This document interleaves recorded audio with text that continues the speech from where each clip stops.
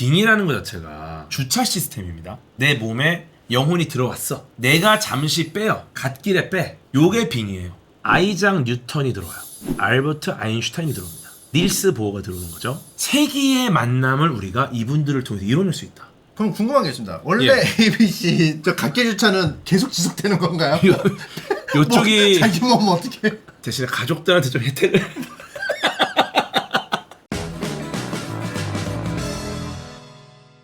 본격적으로 들어가기 전에 1시간 40분을 했네. 아 그래요? 원래 한 3시간 근황 얘기만 1시간 40분. 지금 근데 미시세계는 내용 자체가 많진 않아요. 그래갖고 중간중간에 이제 심창맨님이 제 질문만 없으면 질문을 어떻게 하느냐 아 나한테 달려있다. 그거에 따라 달려있는데 아, 저만 안 나대면 되네요. 아니요 재밌을 거예요 진짜. 근데 거시세계가 또 되게 잘 됐어요 영상이. 아 그래요? 네 제가 종종 들어서 보거든요. 미시세계를 언제 하냐는 문의가 진짜 많이 왔어요. 미시세계 갑니다. 미시세계는 또 많은 것들을 우리가 깨닫게 해주지 않을까. 미시세계가 일단 거시세계입니다. 거시세계 여기는 이제 지난번에 우리가 한번 갔다 왔죠. 이게 말도 안 되는 세계입니다. 이게 말도 안 어떻게 되는 세계. 인간은 진짜 점이라고 부르면은 과분할 정도로. 그러니까 이걸 잘 보세요. 근데 거시세계와 미시세계의 차이가 토할 것 있어요. 같아. 토할 것 차이가 있으니까 잘 보세요. 쭉 가보겠습니다. 왜 이렇게 토할 것 같아 진짜로. 아 리얼. 아 여기까지가 이제 관측 진짜 많이 가능한 하셨다. 우주까지 했죠. 예. 왜 이렇게 관측함? 이제 들어갑니다. 뒤에서 말씀드렸지만 거시세계와 미시세계가 차이가 있어요. 그 부분을 좀 주목하시면 좋을 것 같고요. 네. 여기서부터 시작하겠습니다. 여기서부터 일단 미시세계와 거시세계에 대해서 정의를 하자면은 되게 심플해요. 미시세계는 안 보입니다. 보이면 거시세계예요. 보이면. 물론 너무 거대한 세상이 너무 멀리 있어서 못 볼 수는 있겠죠. 근데 실제로는 보이겠죠. 눈으로. 절대적인 크기가. 예, 그럼요. 태양 일단 보이잖아요. 음료 보이고 마우스 보이고 일단 보이면 거시세계입니다. 안 보이면? 안 보이면 미시세계.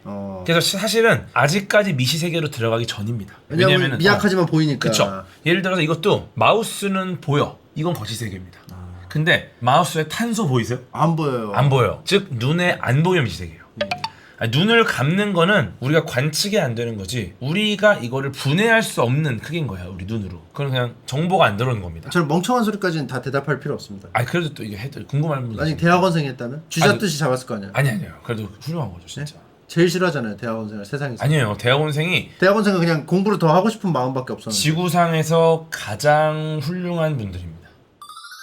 돈룩업 코멘터리를 제가 다뤘거든요. 예. 대학원생이 이런 질문합니다. 지구와 해성 사이의 거리를 어떻게 계산하죠? 그래서 제가 이거에 대해서 이런 말 했어요. 이런 질문 하면 안 돼요. 제가 항상 그랬잖아요. 세상에 나쁜 질문 없다. 불친절한 답변만 있을 뿐이다. 모순이라는 거야 사람들이. 예. 그래서 입만 살았다. 입만 살았다는 거죠. 그죠? 이게 멍청한 질문은 없다는 표현은 오직 대중을 대상으로 할 때만 딱 한정입니다. 대학원생이라면은 저런 질문 하면 안 돼요. 일종의 노는 게임이 아니에요? 놀면은 가만히 있든가. 그러니까, 되게 시니컬하네요. 되게 왜냐면 대학원생이잖아. 되게 따뜻한 말을 하시다가 갑자기 대학원생한테 되게 우리 시니컬해. 대학원생 이러면 안 돼요. 그래서 이제 나가 이렇게 되는 거야. 저게 맞죠? 취급이 그렇지 않던데. 세상에서 가장 뜨거운 연구를 하시는 분들이에요. 늘 존경. 근데 왜 대학원생? 근데 대학원생 네. 뭐야? 라플레시아가 잭과 콩나무 아시죠? 예 알아요. 거기서 이제 타고 올라가는 콩나무가 엄청 크잖아요. 예. 그런 이야기들이 사실 요런 데서 시작하는 거야. 라플레시아. 너무너무 크잖아요. 꽃인데. 예. 꽃이 너무너무 크니까 이 콩도 커지면 어때? 우리가 모르는 콩나물도 사실 엄청 큰 콩나물 있지 않을까? 아마도 잭과 콩나무가 라플레시아 같은 꽃의 영향을 받았을 것이다. 라는 이야기가 있어요. 다 큰 세계가 있지 않을까? 그렇죠. 왜냐면 우리가 알던 요만한 꽃이 이만한 거니까 그거의 얘기가 있고요. 그 다음에 썩은 고기 냄새가 나요. 그래서 이제 악마의 냄새라고도 부릅니다. 악마의 냄새. 그러면 왜 썩은 냄새가 나느냐? 요걸 과학자들이 연구를 많이 했습니다. 결국은 라플레시아도 번식하고 도움을 받아야 됩니다. 주로 누구의 도움을 받습니까? 벌, 모기, 파리, 나방 이런 애들 도움을 받겠죠. 라플레시아는 파리를 이용하고 싶은 거예요. 썩은 거를 냄새를 풍기는 게 우리가 봤을 때는 썩은 고기 냄새지만 파리 입장에서는 거의 델리만주인 거야. 뭐야? 제가 생각할 때 음식 중에 냄새만으로 압살하는 건 델리만주를 이길 수가 없습니다. 웬만한 것도 델리만주. 그래서 델리만주라고 한 거야. 네. 냄새로 이게 다 조지니까. 왜냐면 먹었을 때 이제 취향을 타는데 한 3개까지가 맛있죠. 보통. 와 냄새 자체는 냄새는 진짜 월클이야. 어쨌든 그런 느낌이라서 파리를 이렇게 좀 부르려고 그런 냄새를 내는 게 아니냐라는 이야기했고요. 그리고 이 라플레시아의 특징이 포켓몬이 있죠. 근데 재밌는 게 라플레시아 잎사귀, 줄기, 뿌리 이런 거 본 적 있어요? 오 없어요. 없어요. 라플레시아는 온리 꽃만 있어요. 이상하지 웃긴다. 않아요? 헉? 그럼 육식을 해? 방업성 안 하고 저 새끼? 아니, 비슷해요. 너무 맞는 말이야. 침착맨님 그 논리 구조 보셨어요? 꽃만 있다. 녹색이 없다. 광합성을 안 한다. 그리고 육식하나? 이렇게 가는 거야. 나 과학자네. 이게 정말 논리적으로 떠올릴 수 있는 거거든요. 잎사귀가 없고 줄기가 없다는 것 자체가 광합성을 안 합니다. 그래서 라플레시아는 아주 대표적인 기생식물. 대학원 가재. 쟤는 이제 그냥 여기저기 다른 걸 빼먹어요. 다른 식물 빼먹어요. 되게 특이하게 진화했다. 비슷한 애를 못 본 것 같아요. 말도 안 얘하고. 되게 커다란 애가 덩그러니 꽃만 있는 거예요. 심지어 기생을 해서. 저 거대한 꽃을 피우려고 한 달간 기생해서 쪽쪽 빨아먹습니다. 그리고 나서 젖꽃이 5일에서 7일 안에 시들어요. 우리네 축제와 같네요. 네. 축제 준비하려고 한 달 내내 준비하고 그쵸. 축제 한 3일 일주일 하고. 근데 그래도 이거 있잖아요. 축제를 해도 축제가 어떤 의미를 남겨주잖아요, 우리한테. 그쵸. 근데 쟤는 시들고 나면 그냥 끝인 거죠. 여기서 이제 우리가 알 수 있는 게 살다 보면은 본인 게 아니야. 누군가 거를 계속 훔칩니다. 그렇게 해서 꽃 피는 경우가 있어요. 근데 그렇게 피운 꽃은 오래가지 않는다. 어차피 남의 것으로 훔쳐서 핀 꽃은 일주일 안에 집니다. 예, 그러니까 그냥 주세요. 한번 펴봐. 또 기생해서 또 꽃피면 되죠. 그럼 뭐 기생하는 이 기생생물이 뭐 그럴 수도 플랜이 없습니까? 아하. 생물은 영원하잖아요. 사실 꽃만 잠깐이지. 이런 교훈도 있겠죠. 예. 그러니까 이게 여러 가지 교훈을 우리가 얻을 수 있다. 잠깐 지금 이쯤에서 네. 뭐 시작한 지 얼마 안 됐지만 저의 이 질문 빈도 좀 위험한가요? 이 정도는 나쁘지 않아. 이 정도까지 포함해서 네. 시간 책정이 됐어요? 3시간 정도면 끝나잖아. 오브젝트가 별로 없잖아요. 별로 없는 것조차도 되게 관통한 얘기예요, 지금. 이 아니, 이야기가 저는 해봤어요, 저는. 네. 아니 이 이야기가 후반부에 굉장히 중요한 이야기입니다. 아 그래요? 저 대학원 등록할까요? 진짜 등록해요. 지금이라도 등록할까요? 근데 저 등록 너무 못하겠어요. 될것 같아. 무시할 거잖아요, 나. 왜 무시해? 막상 무시하잖아요. 아니야, 제가 항상 큰절할게요. 대학원 가는 콘텐츠 하나 하자. 분야를 하나 정해서 그냥 대학원 수업을 들으면서 찍는 거야. 그게 어떻게 컨텐츠예요? 될걸? 안 될 것 같죠? 예, 안 될 것 같은데. 근데 될걸? 내가 될 것 같아. 그거야말로 제 기생 컨텐츠네요. 오래 가지 못해요. 여기서 제일 재밌는 애가 이제 러셀의 차추전자입니다. 저 뭘까요? 러셀의 차추. 러셀의 차추전자. 신의 존재를 증명하려는 사람들에 대한 반론을 제시하려고 버트런드 러셀이 러셀의 차추전자라는 걸 꺼냈습니다. 신의 존재를 증명하는 분들의 논리가 이래요. 신이 없다. 반증해봐. 못하지? 못하지? 있어. 그러면 신은 있는 거야. 이런 싸움이요. 야, 신이 있다는 거 증명해봐. 야, 없다는 거 네가 그럼 반증해봐. 서로 증명해. 네가 증명해. 네가 증명해. 그래서 이제 버트런드 러셀이 이런 얘기를 합니다. 차추전자를 내가 우주 어디 띄워놨다.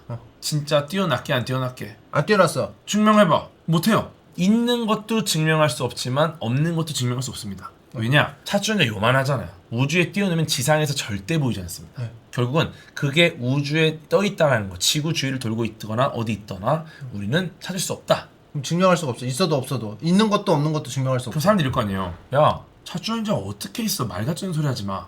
그러니까 이 말이 뭐냐? 결국은 없다는 거를 반증하지 못한다고 해서 있다는 걸 증명하는 게 아니라는 말입니다. 증명할 수 없어도 그 안에서 확정으로 있는 거라는 답이 될 수는 없다. 없다. 침착맨은 reptilian이다. 이런 말씀 많이 하시잖아요. 그렇죠? 네. 뭐 증명할 수 있습니까? 증명하기 어렵죠. 그렇다고 침착맨은 reptilian이냐? 아니라는 겁니다. 그렇다고 아닌 것도 아닌 거예요. 뇌가 너무 아파요. 중요한 건 뭐냐? 이게 과학에서 매우 중요한 이야기예요. 네. 투명 드래곤 아세요? 투명 드래곤? 알아요. 드래곤이 울부짖었다. 투명 드래곤은 지구상에서 가장 셌다. 하지만 투명해서 아무도 못 보잖아. 예. 그런 거는 존재한다라고 볼 수 없다는 거예요. 근데 이게 과학에서 중요한 게 어떤 가설이 있어요. 그 가설의 반증 가능성이라는 게 과학에서 너무 중요한 거예요. 반증 가능성. 반증이 가능한 이야기냐, 반증 자체가 불가능한 이야기냐, 이게 과학이냐 아니냐를 구분하는 굉장히 중요한 핵심 논리입니다. 반증 가능성이 있는 것만 과학이에요? 그렇죠. 어떻게 보면 이렇게 볼 수 있어요. 과학자들은 반증을 하는 방법을 찾는 사람들인 거야. 신이 있으니까 이거는 반증 자체가 불가능한 논거라고 보기 때문에 예. 과학적인 주제는 아니다라고 보는 거죠. 전에 그 교도 선생님이 그 쇼츠를 하나 만들어 주신 게 있어요. 네. 커신. 지금도 너무너무 많이 알려져. 커신이 없는 이유. 무게가 없기 때문에 뭐 통과하고 이러기 때문에 중력의 영향을 받지 못하기 때문에 지평좌표계의 고정을 하기가 쉽지 않다. 만약에 커신이 오면 물어봐라. 아하. 지평좌표계를 어떻게 고정하셨죠? 아하. 라고 하라고 했었어요. 그쵸. 옛날에. 그래서 쌉해다. 딴 데 가자. 그 얘기를 보고 이제 댓글이 엄청 엄청나게 달렸거든요. 왜냐면 그게 쇼츠라서 풀 버전이 잘렸는데 그러니까 날아다니는 거에 설명이 되고 무게가 없다는 거가 안 들어갔죠. 그러니까 예를 들어서 새는 왜 그러면 지평좌표계를 어떻게 고정하냐. 그러니까 그게 귀신이 우리 세계 물리 법칙의 영향에 적용을 받지 않는다. 우리 차원의 존재가 아니다. 그러면은 아마도 중력의 영향도 안 받을 테니까 거기서 시작하는 거죠. 그러니까 그래야지 네네네. 중력의 영향을 안 받는 건데 그쵸. 날아다녀서 중력의 영향을 안 받는 것처럼 설명이 돼가지고 맞아. 거기에 이제 그거에 대한 반박이 올라온 거죠. 그 앞부분에 귀신 날아다니죠. 그러고 넘어가 버렸어요. 아. 근데 그 부분보다 이제 그 앞뒤의 내용들이 들어가서 왜 우리 차원의 물리 법칙에 적용을 안 맞는다고 가정을 했는지 그게 빠졌어요. 거기. 그럼 리마스터를 좀 해주신다면. 요거 한번 다 리마스터 하겠습니다. 리마스터. 귀신을 봐도 안 놀래도 되는 이유라고 해서 이제 설명을 해주셨었어요. 그럼요. 실질적으로 귀신이 어떻게 그 위치에 존재할 수 있는가에 대해서 설명을 해주셨는데 그게 쇼츠로 만들면서 네. 중요 부분들이 좀 삭제가 돼서 아하. 많은 분들이 좀 오해를 하고 계신 부분이 있거든요. 아 논리적으로 맞아요. 맞지 않다. 맞아요, 뭐. 부실하다. 새도 날아다니는데 어. 그럼 새도 영향 안 받는 거 아니냐 이런 게 있었죠. 맞아요. 시작할 때 귀신은 날아다니죠. 그렇기 때문에 뭐 지평좌표기 하면서 넘어간단 말이에요. 맞아요. 그러니까 이제 보시는 분들이 야! 새도 날아다니고 똥파리도 날아다니고 비행기도 날아다니는데 그럼 걔네는 지평좌표기를 어떻게 유지해? LA 사자야 이랬거든요. 그 부분에 대해서 좀 보충 설명이 좀 필요해 보입니다. 사실 날아다닌가가 전부가 아니라 귀신이라는 존재가 만약 존재한다면 그들의 행동 패턴을 보면은 갑자기 나타납니다.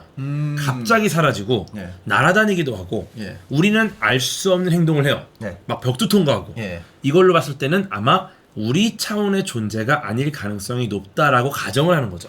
그 가정이 있어야 돼요. 근데 우리 세계 물리 법칙은 우리 차원의 존재에게 영향을 줘요. 그래서 이 우주에는 4가지 힘이 있습니다. 강력, 양력, 중력, 전자기력. 아마도 이 4가지 힘으로부터 영향을 받지 않는 것처럼 보인다. 라는 게 기본 가정이었어요. 그렇게 따지면은 우리가 지표면에 다리를 붙이고 있는 이유는 지구의 중력이 우리를 잡아당기기 때문입니다. 근데 지방령, 귀신 중에서 지방령이라는 존재가 있습니다. 이들은 한 군데서 말뚝딜을 하는 친구들이에요. 어디 안 가? 딱 서서 미포궁처럼 빠바바 쏘는 거야. 도망가면 안 맞아요. 근데 거기에 꾸역꾸역 가면은 그들이 나타난다는 겁니다. 그럼 그들은 그 위치에서 말뚝을 박아야 되는데 문제는 뭐냐? 지구가 자전을 합니다. 시간당 1300에서 1600km로 자전을 해요. 그럼 이거 굉장히 빠르죠? 1시간만 지나도 서울이 아니에요. 다른 나라입니다. 그러니까 우리는 중력의 힘 때문에 같이 딸려서 같이 도는 거지. 같이 가. 근데 문제는 뭐냐? 지구가 자전만 하느냐? 태양을 중심으로 공전합니다. 네, 이거는 또 초속 30km. 1초만 지나도 다른 도시로 가. 그럼 이 공전만 하느냐? 태양계 전체가 실제로 이렇게 나선형으로 가고 있거든요. 이렇게. 맞아요. 봤어요. 태양이 우리 은하의 중심으로 초속 220km로 공전을 합니다. 그 궤도를 예측하는 것도 쉽지 않겠는데 귀신 입장에선. 정말 숙련된 천문학자만이 죽었을 때 자신의 몸을 지표면에 고정을 할 수 있어요. 지평좌표계로 변환을 해서. 천문학에 조예가 있는 귀신만이. 그럼요. 실제로 지평좌표계를 고정을 해서 자신이 지방령 행세를 할 수 있으려면은 이 모든 좌표 변화를 이해하고 굉장히 빠른 속도로 이동을 해야 된다. 그렇다는 얘기는 지방령은 과거 천문학 공부를 좀 하거나 천문학자일 확률이 높다. 그렇죠. 근데 만약에 이게 가능한 귀신이 나왔다. 지방령을 만나면 그래서 제일 먼저 해야 되는 질문이 어떻게 지평좌표계로 고정하셨죠? 그 답 여하에 따라서 어마어마한 학술적인 발견이 일어날 수 있어요. 그럼 컷신이다! 도망가는 게 아니야. 컷신이다. 이쪽으로 오셔서 아신가요? 뜨아신가요? 그러니까요. 앉아서 좀 그리고 잠깐 시간 좀 내주실 수 있을까요? 혹시나 또 귀신이 좀 내성적일 수 있으니까 룸으로 가야 돼. 룸. 로빈 안 돼. 그러니까 우리 대화가 안 들리는 곳으로. 그럼요. 안 들리는 곳으로. 탕수육에다 준비해놨습니다. 들어가실까요? 중식당이 좋죠. 요렇게 좀 이렇게 보정을 하면 좋지 않을까. 그럼 컷신을 좀 약간 좀 안심시키고 실마리 풀듯이 이렇게 계속 얘기해가지고 다른 세계의 이야기를 좀 들어볼 수 있겠네요. 그럼 근데 소중한 정보를 얻을 수 있어요. 초속 220km 이동 중이라 컷신이 정신없을 수 있어요. 근데 그것 감안하고 놀래키는 것도 하고 다 할 거 다 하시는 분이니까 아마 베테랑일 확률이 높고 그리고 이제 지방령이 아닌 그러니까 지방령이 일종의 컷신의 특수부대라는 생각이 좀 듭니다. 그걸 못하는 컷신들은 공전하면서 한 바퀴 돌고 오면 그때 한번 또 봐. 우주에 그냥 산계에 있는데 그 궤도에만 지나갈 때마다 보는 거. 지방령은 따라가면서 보는 거. 어떻게 보면 그 뭐 해성의 잔해물 같이 귀신들이 일단 우주에 있고 시즌 비시즌 지나가면서 우리가 걸리는 거래요. 왜냐면 우리가 그 유성우라고 사자자리 유성우 뭐 이런 거 있지 않습니까? 유성이 지구로 떨어진다고 생각을 해요. 와 별똥별이다. 지구로 별똥별이 떨어졌네? 이게 아니에요. 혜성이나 뭐 다양한 천체들이 우주 공간에 잔해를 뿌립니다. 예. 그게 지구의 공전 궤도에 걸리는 거야. 그러니까 떨어지는 게 아니라 지구가 밀고 가면서 걔네들이 이렇게 지구의 대기권에 부딪히는 겁니다. 우리가 가는 거야. 우리가 가는 거야. 아. 걔네가 들어오는 게 아니야. 그래서 어떻게 보면 그렇게 따지면은 귀신도 그런 식으로 타이밍이 맞으면은 이렇게 인사를 하는 거예요. 그렇다는 얘기는 빙의도 좀 설명이 될 것 같습니다. 빙의에게는 그러니까 너무너무 지평 잡히게 유지하려고 들어가는 거지. 빙의는 저는 정말 감히 말씀드리지만 진짜 빙의가 된다. 혁명입니다. 요 얘기는 사실 푸니 형하고도 한번 얘기를 정말 진지하게 했어요. 그분은 커신을 진짜 믿거든요. 네, 빙의라는 것 자체가 이런 메커니즘이요. 주차 시스템입니다. 내 몸에 영혼이 들어왔어. 네. 얘가 지금 주차되어 있는 상태입니다. 내 영혼은 지금 빠져야 되죠. 네. 내가 잠시 빼요. 갓길에 빼. 요게 빙의예요. 그럼 이제 빙의를 했다. 검증을 해야 돼요. 그러면은 잠시 내가 한번 빠져보고 일로 옮겨올 수 있겠습니까? 요런 검증까지 거쳐야 돼. 네. 요게 가능해야 돼. 일단 기본적으로 요게. 근데 요게 안 되고 예를 들어서 뭐 저는 뭐 일반적으로는 빙의가 안 되고 특정한 누군가만 들어온다. 이거는 쓸모가 없어요. 근데 이게 정말 주차 시스템이라면은 빙의가 가능한 두 사람을 먼저 고릅니다. 빙의자 A, 빙의 가능자 B예요. 그러면 이분이 잠시 빼요. 그럼 주차가 들어오겠죠. 들어오겠죠. 이분이 빠진 사이에 이분이 일로 들어가. 그 다음에 둘을 격리시킵니다. 이분에 대해서 사적인 정보를 그럼 이분의 원래 있던 건 어떻게 알아요? 잠깐 주차를 갓길에 되는 거지. 이게 무슨 주차- 말인지 모르시겠다. 어렵대. 그림으로 한번 그려볼까요? 근데 이게 쇼츠 슬로 맞죠? 따로 있어도 문제 없어요. 쇼츠 맞죠? 이게 쇼츠인가요? 빙의가 가능하다. 나는 빙의하는 사람이 A. 한 명을 더 데리고 오는 거예요. 예. 나도 빙의할 수 있어. B. 빙의라는 시스템이 뭐냐? 요 분의 영혼이 있습니다. A의 영혼. 근데 요게 빙의를 하려면 다른 영혼이 들어와야 되잖아. 예. 요 A가 잠깐 갓길에 되는 거예요. 갓길에. 그림판 잘 다루네. 그럼요. 그러면은 여기에 이제 C라는 영혼이 있어요. 얘는 A랑 뭔가 연관이 있겠죠. 주차장에 자리가 났어요. 나 갈래. 나 빙의. 요렇게 되면 이제 야 나는 너의 뭐 몇 대 조상 누구다 뭐 이런 거잖아. 요게 지금 빙의라는 상태입니다. 그러면 여기서 이런 상상을 해보는 거예요. 빙의자 B를 한 명 더 불러와요. 그 다음에 일단은 이 상태에서 A한테 A만 알 수 있는 정보를 알려줍니다. 이때는 기본적으로 32자리의 영문자, 숫자, 특수문자가 포함된 코드가 좋을 것 같아요. 예. 이걸 충분히 외웠는지를 몇 번을 테스트해요. 예. 그 상태에서 B에도 영혼이 있겠죠. 이렇게 해서 갓길로 가요. 그 사이에 얘가 얘를 더. 잠깐 들어옵니다. 요 분 같은 경우가 알맹이가 A예요. A의 기억이 보통 이어진다고 보는 거죠. 그러면 아까 말씀드린 32자리의 영문자, 숫자, 특수문자로 구성된 그 코드를 물어보는 겁니다. 몰라요. 까먹었어요. 근데 만약에 이거를 외웠다. 빙이라는 메커니즘이 증명이 된 거죠.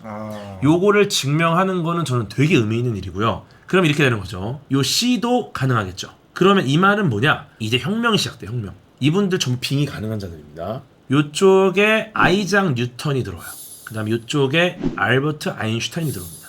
이쪽에 닐스 보어가 들어오는 거죠. 세기의 만남을 우리가 이분들을 통해서 이뤄낼 수 있다. 역대 최고의 석학들 솔베이 회의를 다시 재현해도 되고요. 그때 얘기가 덜 끝났거든. 플라톤, 데카르트 군단을 만들어서 그 다음에 이제는 우리가 이제 그 번역이 잘 돼 있어요. 실시간 번역이. 얘네들이 서로 자기 언어로다가 과학기술이 오랜만에 해보니까 쉽지 않네.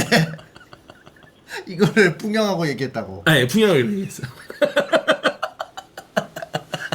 이게 왜냐면 지금 처음 말하는 바닥이 아니야. 그죠. 물론 이들은 전부 다 업데이트해야 돼요. 빙의가 세상을 바꾼다. 그럼요. 빙의된 상태로 제가 볼 때 6개월에서 1년 정도는 시간을 줘야 돼요. 충분히 요즘의 기술을 다 배우고 나서 아인슈타인도 양자역학 당신이 그렇게 반대했지만 이제 우리 모두가 이 기술로 반도체를 만듭니다. 그럼 아인슈타인이 허허 정말 놀라운 세상이군요. 천재니까 받아들이는 바로 사람도 받아들이죠. 따를 거냐. 그리고 이제 이해를 하겠죠. 논문도 쭉 보고 그다음에 아인슈타인 정도면은 그냥 빙의해놓고 구글 스콜라 같은 거 띄워주면은 오케이. 신나게 찾아볼 겁니다. 논문들. 그럼 궁금한 게 있습니다. 원래 예. ABC 저 각계 주차는 계속 지속되는 건가요? 요쪽이 뭐, 자기 몸 어떻게 각계 주차 저거 해결해 주셔야죠. 요쪽이 사실은 아니 이걸 생각 안 해주시면 어떡해요? 저 지금 방치돼 있는데 요쪽은 ABC 대신에 가족들한테 좀 혜택을 사페다.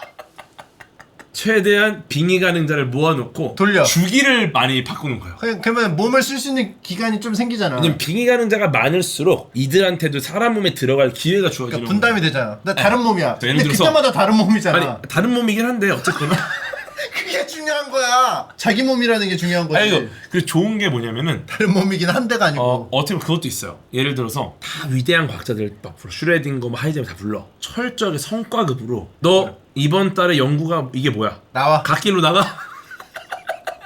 그러면 빙이 되자마자 서바이벌 요리 프로처럼 빨리 그 멤버 모아가지고 빨리 빨리. 팀 짜서 막 논문 빨리 연구 들어가야 되네. 논문 뭐. 냉장고를 부탁했잖아. 계속 불어. 7분 안에 막 하고. 빨리 이놈 찾으세요. 안 그러면은 갓길로 가야 돼. 근데 이분들이 어차피 서바이벌이네? 다 출신 학교들이 있어요. 아인슈타인 취일이 공과대학교 아. 정말 명문입니다. 네. 그럼 취일이 공과대학교 대학원생 팀을 구성을 해가지고 네. 이들이 막 단단히 고무되어 있는 거지. 곧 아인슈타인이 3일간 빙의 예정입니다. 딱 오는 순간 이제 막 바로 연구소 들어가. 선배님 뭐 할까요? 그럼 김성주님이 딱 나오셔가지고 자 그러면은 연구 결과를 발표하도록 하겠습니다. 육체를 벗어주세요. 자 탈락자는 육체를 벗어주세요. 아쉽게도 이번 빙의에서는 닐스 보어님께서 일주일간 갓길로 가겠습니다. 과왕이야 과왕. 5주간 과왕을 유지하고 있는 뭐. 뉴턴 아직도 육체를 벗지 않고 있는. 야 저분이 육체를 쓰고 있어 계속. 아직도 몸에 계신가요? 그럼 사람들 막뭐 울먹울먹 울먹울먹 그러다가 드디어 7주 차에 뉴턴 갓길로 내려옵니다. 그리고 원래 주인이 3개월 만에 겨우 돌아왔어. 지금 사람들이 막 감동. 고생했다. 고생했다. 재밌겠네 이거. 박수. 근데 뭔가 좀 약간 잘못된 것 같은 게 왜요? 본인이 AI나 로봇한테는 굉장히 막 권리나 이런 거 엄청 다 챙겨주시면서 인간한테는 특히 얄짤없네요. 갓길 주차를 해라, 뭐 아니, 감내해라, 아니, 가족들에게 뭐 베네핏을 줘라. 아니 인류를 위해서. 아니 그러니까 인류를 위해서 왜 AI한테는 잘해주고 결국 인류를 AI님이 다 보고 계십니다. 이것도 지금 뭐 지키고 이런 있어요. 거. 그러니까 아이가 말 함부로 할 거예요? 인간을 먼저 해야 되는 거 지금 아니야? 거의 다 왔어요. GPT-4. 심지어 로봇도 제 1원칙이 인간의 말을 챗 들으란데 GPT. 고장난 로봇 같아. 지금 있는 로봇은 1원칙, 2원칙, 3원칙 다 지키는데. 근데 이거 쇼츠 맞죠? 네, 여기까지 한 편의 쇼츠였습니다. AS 또 재밌는 친구가 여기서 누가 있냐? 벌새라는 친구 있어요. 벌새. 벌새의 특징을 설명드리자면은 벌새데이 투 유. 해피 벌새데이 투 유 이게 있죠. 세계에서 가장 작은 새입니다. 근데 작은 것만이 강점이 아닙니다. 저 벌새가 대단한 게 뭐냐면은 호버링이 가능해요. 나 본 거 같아. 다른 애들은 뭔가를 먹을 때 앉아서 먹거나 거기에 내려앉아서 해요. 벌새는 이렇게 나는 채로 공중에 호버링이 뭐냐면은 떠 있는 거야. 허공에 그대로 떠 있는 거야. 이 상태로 꽃에 좌표가 변하지 않고. 딱 못 박힌 것처럼 이렇게 떠서 이렇게 꽃에 꿀을 빨아먹어요. 이 왜 그러냐면은 이 벌새를 초고속 카메라로 봤어요. 그랬더니 이렇게 날개의 짓을 보통 이렇게 위아래로 하잖아요. 네. 날려 이게 아니라 숟가락 젓듯이 해요. 왜 팔자일까요? 그게 얘의 스킬인 거야. 팔자로 젓는다. 그러니까 일반적인 새들 조류보다는 훨씬 진화한 형태 비행인 거죠. 근데 에너지가 더 많이 들어갈 것 같은데? 실제로 근데 벌새가 진짜 하루 종일 먹어요? 많이 먹어요. 어느 정도냐면은 하루 종일 빠는 꿀의 무게가 자신의 몸무게입니다. 어느 순간 못 날게 되면 끝이네, 쟤는. 그럼요. 약간 오늘 하루 쉬어. 오늘 좀 약간 근육통이야. 아니면 전날 뭐 좀 약간 많이 먹었어. 오늘 하루 쉬어야겠다. 사망. 아니 내가 쉬는 순간 사망이야. 아니 전날 뭐 좀 약간 날 샜어. 아니 맞아요. 노가리 잡담을 많이 맞아, 했어. 맞아, 맞아. 사망. 생각해보시면- 별로잖아. 아니 호버링 안 하는 게 나을 것 같은데. 아니 생각해 보시면은 제가 자기 몸무게만큼 꿀을 빤다. 제가 꿀을 빤다는데 뭐가요? 아까 전에 말 실수했더니 계속 올라. 예. 꿀을 빤다는데 빠를 꾼다는. 성대결 굳은 살 도졌는데 지금 괜찮아요? 근데 아니 내가 보니까 많이 했어. 2시간 40분 했네. 내가 보니까 참외도 빠를 꾼다. 미시세계에 빠를 꾼다. 그러니까 이게 약간 죄송합니다. 천재들만 웃는 모먼트가 있나 봐. 너무 웃기다, 진짜. 똑똑한 사람들만 웃는 모먼트가 있나 봐요. 너무 웃긴다. 그렇게까지 웃기진 않는데. 전 이런 게 왜 이렇게 웃기지? 제가 언제 느낀 줄 알아요? 네. 주크 박사 할 때. 어. 주크 박사 할 때 너무 좀 약간 감성이 좀 다르구나. 그래요? 똑똑한 사람들은 그들이 향유하는 어떤 개그 포인트가 있구나. 지금 주쿠박스, 침투브 속과학, 침속과학 침속과 재밌어. 이런 거 지금 다 지금 없앴잖아 내가. 주크 박사는 오늘 약간 하려다가 쉬워. 하려고 했어요? 하려고 그랬어. 왜 자꾸 하려고 그래? 하려고 그러다가 준비하지 말라고 했잖아요. 네가 몇 번을 강조해가지고 예. 뺀 거야. 그걸 왜 원망스럽게 말해요? 배려한 건데. 사람으로 치면은 여러분들의 몸무게를 한 80kg이라고 해봐요. 고기를 80kg을 먹는 거예요. 이 사람입니까? 사람 알죠? 세죠. 벌세죠. 내 몸무게만큼을 먹는 거 진짜 대단한 겁니다. 종수도 그렇게 못 먹죠. 아, 그러니까 재밌는 게 이 뾰족 뒤지도 비슷해요. 얘가 세계에서 가장 작은 포유류입니다. 설치류가 아니라는. 디지가 사는 곳은 디즈니랜드. 네, 여러분, 포유류는 맞아요. 포유류 맞는데 설치류가 아닙니다. 설치류. 디즈니랜드. 디즈니랜드 재밌어요? 네, 아, 이 포인트가 다르네. 저는 디즈니랜드는 잘 모르겠는데. 그러니까 축구 박스가 나오는. 그래서 망했나? 그래서 망했나? 그래서 망했네. 이게 아니고 진짜 똑똑한 사람들만 얻는다. 난 디즈니랜드는 진짜 안 웃겨. 얘도 몸무게 80~90%를 먹어요. 그래서 2시간마다 밥을 먹거든요. 아, 저 친구도 2시간 만에 밥을 못 먹으면 바로 죽어요. 아니 이게 슬픈 건데 왜? 그러니까 2시간 안에 빠르게 이동해서 먹을 걸 구해야 되는 거예요. 근데 봐봐요. 예를 들어 삐죽티즈가 8시에 일어나. 늦잠 잤어. 죽는 늦잠 잤어. 10시에 일어났어. 그럼 영원히 자네. 못 일어나요. 불합리하잖아. 아니 불합리. 어떻게 종이 유지되는 거야? 그게 뾰족 디지야. 아 대단하다. 근데 어떻게 유지하지? 근데 동물들은 먹는 게 굉장히 중요한 거야, 얘네들한테는. 또 주목할 만한 게 달걀이라는 친구가 있죠. 요거 되게 중요한 얘기 있습니다. 닭이 먼저냐, 달걀이 먼저. 요거는 침착만에 한번 얘기를 해봐야 됩니다. 뭐가 먼저 같으세요? 닭이 먼저냐, 달걀이 먼저? 저 약간 기시감 있습니다.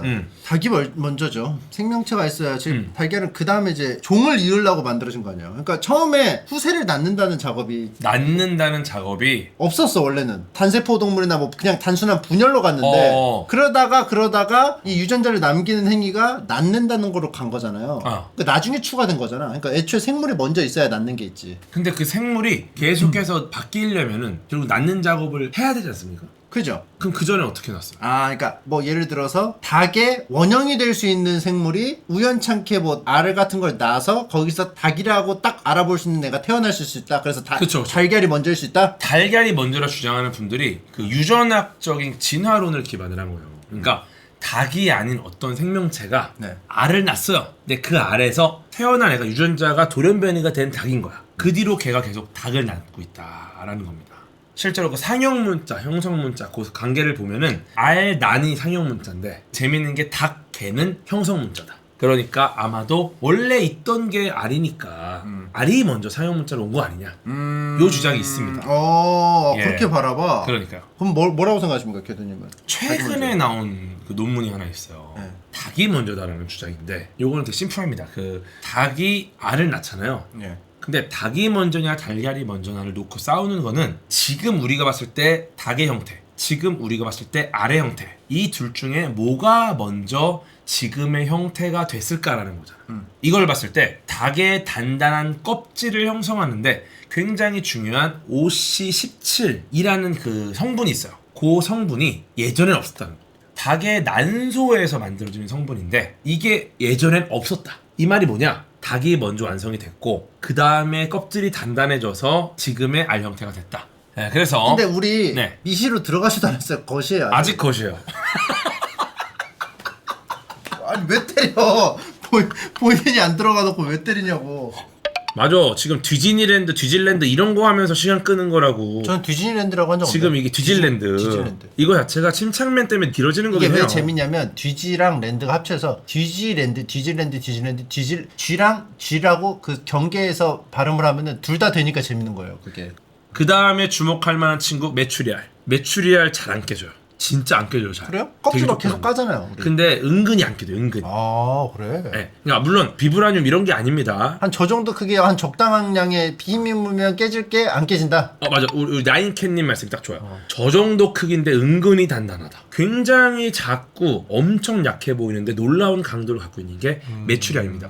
저 그 균형 잡힌 곡선 구조가 굉장히 중요해요. 그래갖고 이제 건축에서도 많이 쓰인다 뭐 이런 얘기가 있는데 메추리알이죠? 실제로 이제 메추리알 모양을 딴다고 볼 수는 없고 뭐 아치나 이런 게 아이디어를 얻을 수는 있어요. 근데 확실히 계란은 무기력하게 깨지거든요. 메추리알은 생각보다 안 깨진다. 근데 중요한 거는 계란과 비교했을 때 영양 밀도가 높습니다. 이 말이 뭐냐면 같은 양을 먹으면 메추리알이 훨씬 영양가가 많다. 그러면은 메추리알을 먹는 게 더 좋네요, 우리는. 어떻게 보면 이거죠. 입이 짧은 분들, 우재님 같은 분들, 조그맣게 못 먹어. 네, 이런 분들은 어차피 조금밖에 못 먹을 거 계란보다 메추리알 먹는 게 훨씬 유리해요. 영양가 많은 거. 네, 왜냐면 입이 짧으니까 오히려 메추리알 드시는 게 좋다. 소식을 하시는 분들은 메추리알을 드셔라. 되게 비슷해요, 메추리랑 닭이랑. 메추리는 귀여워요. 되게 귀엽죠. 그러니까 비슷하다는 말이 예를 들어 학교 앞에서 파는 것도 비슷하고, 약간 애완용으로 키우는 것도 급식으로도 비슷하고, 나오고. 급식으로 나오는 것도 비슷하고. 이제 보니까 좀 닭같이 생겼네 좀. 왕메추리래. 하나도 왕이. 큰 애들 중에 되게 멋있게 생긴 애들도 있어. 아. 종종. 잔인해. 손질이 돼버렸네. 잔인해. 소소한 것들은 좀 제외를 하겠습니다. 이런 거 다 알잖아. 우리가 아직도 뭔지. 것이에요. 하지만 여기서 드디어 마이크로파 파장이 등장. 요건 미시죠. 요거는 사실 미시라고 봐야죠. 어. 눈에 보이지 않던데 이것도 크기로 파장 보면은 자체는 크긴데. 크기는 큰데. 것인데 근데 이게 보이지 않는 게 작아서 안 보이는 건 아니니까 어떻게 보면 되게 애매하긴 하겠네요. 이 마이크로파가 얼마나 긴지를 보여주는 거죠. 어떻게 보면은 커피콩보다 그쵸. 비슷해요. 아무튼. 저게 전자레인지의 원리거든요. 전자레인지 원리. 예. 예, 전자레인지. 전자를 이용하는 게 아니라 전자기파의 일종인 마이크로파를 이용하는 거고요. 마이크로파. 저 마이크로파가 이렇게 물 분자들의 기강을 잡는 역할을 합니다. 그래갖고 좌양, 좌 이런 물 분자들이 전부 좌양자를 해. 우양우 하면 다 우양우를 해. 이거를 마이크로파가 계속해요. 그럼 어떻게 됩니까? 물 분자가 좌양자 앞으로 굴러, 뒤로 굴러. 뒤로 돌아. 앞으로 그러면서 엎어, 뒤로 엎어. 막 진동하니까 그 에너지로 대피를 올려요. 그러니까 다시 한번 설명하면 물을 넣고 전자레인지 딱 들어가면 그 맞아. 안에 있는 물들이 뭐 오리보리하면서 이거 어디 가야 돼? 맞아. 띵 30초 하면은 바닥바닥 쫙 이러는 거지. 엎어 뒤로 추침 앞으로 추침. 근데 그게 있어요. 이상하게 안쪽이 잘 안 익어. 맞아요. 그 이유가 안쪽까지 명령 전달이 잘 안 돼요. 명령 전달이. 앞에 애가 기강을 잡히느라고 그 에너지를 흡수하잖아요. 그러니까 뒤쪽 애들은 묻어가. 고함 소리가 잘 안 들려. 그러니까 군대에서도 보면은 가운데는 조금 뺑기 부려도 안 보여. 힘찬 함성도 묻어가. 그냥 뭐죠? 묻어가. 할 때 하는 척 신호. 그래갖고 전자레인지에서 이제 데울 때는 좀 섞어줘야 됩니다. 이렇게. 뭐 가운데 애들 앞으로 나와? 그럼 걔네가 또 기강 잡히고. 뜨거운 거는 기강을 잡은 거다. 기강을 잡은 거다. 그리고 이제 재밌는 게 전자레인지 발견 자체가 되게 재밌어요. 되게 우연히 발견됐거든요. 네. 레이더용 마이크로파 발생 장비가 있어요. 그러니까 전자레인지 같은 마이크로파를 이렇게 발생시키는 장비야. 그게 이제 마그네트론이라는 장비인데 요거를 실험을 했습니다. 스펜서라는 과학자가. 네. 근데 주머니에 초코바가 하나 있었어. 다 자. 지어낸 얘기 같이 다 하나같이. 근데 뭐야 이거? 녹았어. 마이크로파로 초코바를 녹일 수 있다고? 그렇게 만들어진 게 지금의 전자레인지. 맞아요? 진짜요? 진짜로. 초기에는 엄청 컸어요, 장비가. 점점 작아지고 싸지고 하면서 지금의 우리 가정용이 된 거죠. 다이어트 할 때 전자레인지 들어가면 지방 분해함, 살아있는 생명체는 물질 대사해서 익지 않을 거지 않음? 뭐 이런 뭔데 사람 넣으면 어떻게 됩니까? 지방이 고온에서 약간 분해될 수는 있는데 그 전에 우리 몸이 엄청나게 화상을 입겠죠. 뜨겁게 만들어주니까 그럼요. 기강을 잡느라. 네. 우리 몸 안에 수분 70%인데 70%가 기강이 잡히는 거예요. 그렇죠. 전신의 물의 온도가 이제 100도가 넘어갈 수 있으니까 일단 안구부터 이렇게 끌어오르겠죠. 그럼 죽잖아. 네, 죽죠. 그리고 전자레인지 앞에 있으면은 확실히 안 좋습니까? 맨날 전자레인지 돌리면 막 피스라고 했잖아요. 괜찮아요. 괜찮아요? 왜냐면은 마이크로파의 파장이 이렇게 길어요. 예. 이 말이 뭐냐면은 우리가 봅니다. 안쪽의 내부를. 예. 그 내부는 우리가 볼 수 있는 빛이 밖으로 나온다는 뜻이에요. 구멍이 뚫려 있거든요. 예. 근데 그 구멍이 촘촘해서 마이크로파는 잘 못 빠져나와요. 이 말은 뭐냐면은 우리가 볼 수 있는 빛은 나와도 네. 마이크로파는 못 나온다.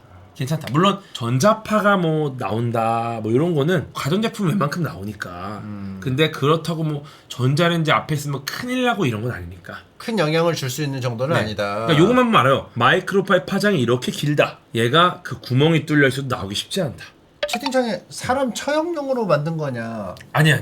초코바 발견해서 이걸로 사람을 죽이면 되겠다 이게 아니고 그 정도는 이걸로 아니고. 음식을 데피면 되겠다. 그럼요. 이게 맞는 거야. 그렇게 맞죠. 네, 좀 녹이면 되겠다. 예. 또 커피콩이 등장하죠. 커피콩. 커피콩. 커피도 좋아하죠. 네, 커피콩 같은 경우 우리가 이제 카페인 때문에 마시죠. 카페인이 우리에게 주는 각성작용. 근데 재밌는 게 카페인이라는 게 굉장히 무시무시한 커피 나무의 자연 방어 메커니즘입니다.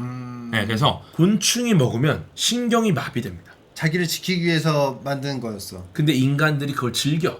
잠 깬다. 별미인데? 그리고 카페인이 생각보다 굉장한 놈이에요. 땅에 스며들잖아 토양. 네, 네. 다른 식물의 발화를 억제해요. 시바라를 억제. 씨 발화를 억제해요. 그래서 커피나무 말고는 이 토양의 양분 니네 가져가지 마. 아 역하다. 그럼 네. 커피만 잘할 수 있겠네. 그러니까 커피가 대단한 것 같아요 진짜. 이 커피가 갖고 있는 그 생존 메커니즘이 굉장한 거죠. 근데 이제 기후 위기 때문에 지금 커피콩의 생산이 점점 줄어들고 있어요. 그랬다. 네, 생산지가 줄어드니까 미래에 커피가 없어질 수도 있다. 바리스타 분들은 어떻게 해요? 그래서 나온 게 해바라기 씨, 아 싫어. 해바라기 씨 커피, 수박 씨 커피. 아 싫어. 얘네들은 카페인이 없습니다. 맛은 또 은근히 비슷해요. 아, 커피랑. 그래도 난 커피 마실래. 근데 그러면 커피는 진짜 비싸져가지고 귀족들의 어떤 식문화 같이 될 수도 있겠다. 그럴 수도 있죠. 그리고 이제 커피가 탄소 배출이 또 많다 보니까 품이 많이 드는 품이 거구나. 많이 들죠. 지구적으로 봤을 네. 때도. 그래서 해바라기 씨나 수박 씨로다가 커피 콩을 대체해서 대체 커피를 지금 고민을 많이 하고 있습니다. 아니 수박씨는 이렇게 붙여서 오사방 막 이렇게 하는 건데 그거를 한다고? 해바라기 씨도 고민을 하고 초콜릿 있어요. 입혀서 먹어야지. 안 그러면 그냥 먹는다고? 커피가 점점 줄어들면 또 대체할 수 있는 것들이 또 있다. 개미들 샤프심. 좋아, 샤프심. 샤프심이 경도가 있잖아요. 경도. 네. 흑연과 점토의 혼합 비율로 이걸 만들어요. 점토 비율이 높아진다, 단단해집니다. 아. 흑연 비율이 높아진다, 물러져요. 점토 비율을 H로 표시하고요. 흑연 비율을 B로 표시합니다. 4B 그러면 엄청난 흑연 비율, 굉장히 물렁물렁하겠죠. 그럼 H는 단단한 거죠. 그래서 이제 HB는 뭐냐? 쓸까? 단단함과 무름의 딱 중간인 거죠. 제가 옛날에 3H인가 써봤거든요. 잘 안 적혀요. 근데 되게 깔끔하게 써지긴 해. 마치 그 안 나오는 볼펜을 하면 그 자국만 남잖아요. 그런 느낌이 좀 있어. 기본적으로 뭐 HB를 많이 쓰시고 그림 그리는 분들은 이제 B 쪽을 많이 쓰시고 그 다음에 개미가 진짜 할 얘기 많거든요. 과감하게 버렸습니다. 하려면 1시간 이상이에요? 따로 해야 돼. 따로. 사실 개미는 많긴 할 것 같아. 요거는 빼고 대신 법 개구리로 가겠습니다. 좀 개구리밥이에요. 근데 개구리 왜 저렇게 생겼어요? 식물이에요, 식물. 얘가 밥이에요? 세계에서 가장 작은 꽃을 피우는 수생 식물이에요. 네, 꽃의 크기가 1mm예요. 진짜 개구리밥이죠. 재밌는 게 성장 속도가 엄청 빨라요. 그래서 뭘로 쓰이냐? 바이오 연료를 생산했습니다. 바이오 연료. 바이오 연료가 뭐냐면은 식물을 기반으로 만들어내는 연료다. 예를 들어 뭐 그런 거 있잖아요. 옥수수 기름 이걸로 만든 연료. 근데 이제 생각해보세요. 옥수수나 사탕수수는 우리가 먹잖아. 그러니까 바이오 연료를 만들려고 하니까 사람들이 아니 식량난으로 지금 옥수수나 사탕수수조차 못 먹는 사람들이 있는데 바이오 연료로 쓰는 거는 잘못된 거 아니냐 막 비난하는 거고 야 니네들이 이거 연료를 쓰니까 식량 가격이 오른다. 지금도 바이오 연료의 상당 부분이 옥수수나 사탕수수예요. 그래서 이제 다른 방법을 찾다가 찾은 거예요 저기. 좀개구리밥은 아무도 안 먹잖아. 그럼 갑자기 거기서 뭐 말하는 거 아니에요? 반대하는 식. 아니 근데 먹는데? 먹을 건데? 밥인데? 밥 안 먹어? 밥심이지? 좀 개구리 밥심이지? 좀개구리밥이 어딨어. 그리고 되게 좋은 게 좀개구리밥 같은 이 수생생물이 수질 정화에 굉장히 좋은 영향을 줍니다. 그러면 수질이 개선해야 되는데 왜 에너지로 만들어? 그럴 수 있어요. 그럴 수 있어. 또 이럴 수도 있겠네. 왜냐면은 얘가 실제 중금속을 많이 걸러내요. 환경 오염에 굉장히 중요한 역할을 합니다. 쉽지 않네. 네, 이 미시 세계를 아직 본격적으로 못 들어갔지만 할 이야기 중에 중요한 이야기가 작지만 너무너무 중요하네요. 좋은 개구리밥. 아니 좋은 걸 개구리들만 먹고 있었네. 알갱이 단계까지 왔어 이제. 앤트맨 세계. 네, 그렇죠. 가장 큰 박테리아가 있습니다. 알갱이보다 더 커 박테리아가? 커요. 그럼 눈으로 보이네? 이게 얼마나 말도 안 되는 얘기냐면 요 가장 큰 박테리아 이름이 티오 마가리타 magnifica. 사상 최대 크기의 박테리아입니다. 2cm까지. 2cm. 박개구리보다 더 커. 훨씬 커. 좀 개구리밥. 약간 속눈썹 크기인 거예요. 속눈썹 크기. 근데 이게 얼마나 웃긴 얘기인 줄 아세요? 말이 안 돼. 말이 안 돼요. 세균이 어떻게 일반적인 세균의 크기가 있잖아요. 일반적인 세균의 크기. 걔보다 5,000배 이상 큽니다. 이거를 인간으로 비유하잖아요. 침착맨이 이렇게 길을 걸어요. 근데 갑자기 옆에 에베레스트 산이 걸어다녀. 그럼 침착맨이 물어봅니다. 뭐야? 산이 다녀? 그 걔가? 인간인데요? 저 사람인데요? 오, 그거야. 퍼뜩 인사 안 하나? 제가 3개월 된 물을 마셨거든요? 네. 뭔가 좀 씹히는 것 같았어요. 저거 할까요? 그럴 수도 있어. 세균인데 씹힌다? 어쨌든 2cm니까. 가장 단순한 형태 생물이지만 그 중에 가장 큰 애다. 이렇게 보시면 될 것 같습니다. 알겠습니다. 네. 아메바도 단순해 보이지만 굉장히 복잡한 친구입니다. 우리가 아메바를 많이 무시합니다. 이 아메바 같은 지능, 그 말을 쓰는 이유가 뭐예요? 단세포. 얘도 굉장히 복잡해요. 실제로 먹이가 없거나 혹은 극한의 환경이다. 그러면은 포자 형태로 변해서 휴면 상태로 들어갑니다. 뒤지보다 낫네요. 살아남으려고. 뒤지는 뒤지는 바로 죽죠. 2시간이면 죽잖아요. 어떻게 존버킹이에요. 존버킹. 존버하다가 환경이 다시 살기 좋아진다. 다시 원래 아메바로 돌아옵니다. 휴면 계정 깨고 휴면 계정을 다시 로그인하는 거죠. 생존 경쟁으로 짱 뜨면 인간이 이길지 아메바가 이길지 몰라. 진드기도 마찬가지입니다. 굉장히 강력한 생물이고요. 물이 없어도 몇 년을 버팁니다. 뒤지랑은 또 다르네요. 뒤지랑 달라요. 뒤지는 이름을 잘못 썼어요. 자꾸 뒤지는 거예요. 이제 보니까 내가 인지를 못했는데 뒤지가 이름부터 좀 그랬네. 항상 뒤집니다. 뒤지는. 예. 뒤지라 가지고. 그래서 어쨌든 찐득이는 그와 다르게 극한의 온도에서도 살아남고 고농도의 소금 속에서도 탈수를 견뎌냅니다. 그러니까 이게 작을수록 뭔가 배양하기가 좋은가 봐. 그런 애들이 많이 살아남은 것 같기도 그리고 하고. 실제로 어떤 조직도 그런 것 같아요. 작은 조직이 기민하게 반응해서 이렇게 하고 큰 조직은 아무래도 이게 대응이 좀 느릴 수밖에 없어. 근데 이제 진드기가 재밌는 게 박테리아랑 공생을 해요. 박테리아를 데리고 다니면서 본인이 섭취한 피를 분해하게 시킵니다. 사람하고 비슷하죠. 사람도 우리 몸 안에 이제 균을 갖고 있잖아요. 예. 진드기조차도 그런 형태로 진화했어요. 이것도 생존 전략입니다. 곱창 공장이야. 딱 곱창 떼와. 청소 시작합시다. 그죠. 다 청소. 요거를 가능하게 한 거는 진드기도 굉장히 합리적으로 진화했다라는 겁니다. 종이의 두께, 머리카락의 폭 이런 거는 사실 우리가 비유할 때 많이 써요. 과학계에서 정말 많이 쓰는 게 머리카락 두께 뭐 100분의 1 이런 예시를 많이 쓴단 말이죠. 네. 우리가 알고 있는 걸로 예시를 하는 게 좋으니까. 네. 근데 사실은 머리카락의 100분의 1, 머리카락의 1000분의 1 이러면은 사실 안 하다. 이거 잘 모르거든요. 근데 제 머리카락 두께는 좀 얇은데. 저도 얇아요. 저 많이 얇아졌어요. 그러네. 조금 얇네. 제가 예전에는 거의 철사였어, 철사. 하도 머리를 이렇게 매일매일 헤어를 하니까 이제 머리가 얇아졌어. 과연 헤어를 해서 그럴까요? 노화, 헤어. 헤어. 그리고 여기서부터 진짜 드디어 미시 세계가 시작됩니다. 요 실트 힙도 되게 중요해요. 실트가 뭐지?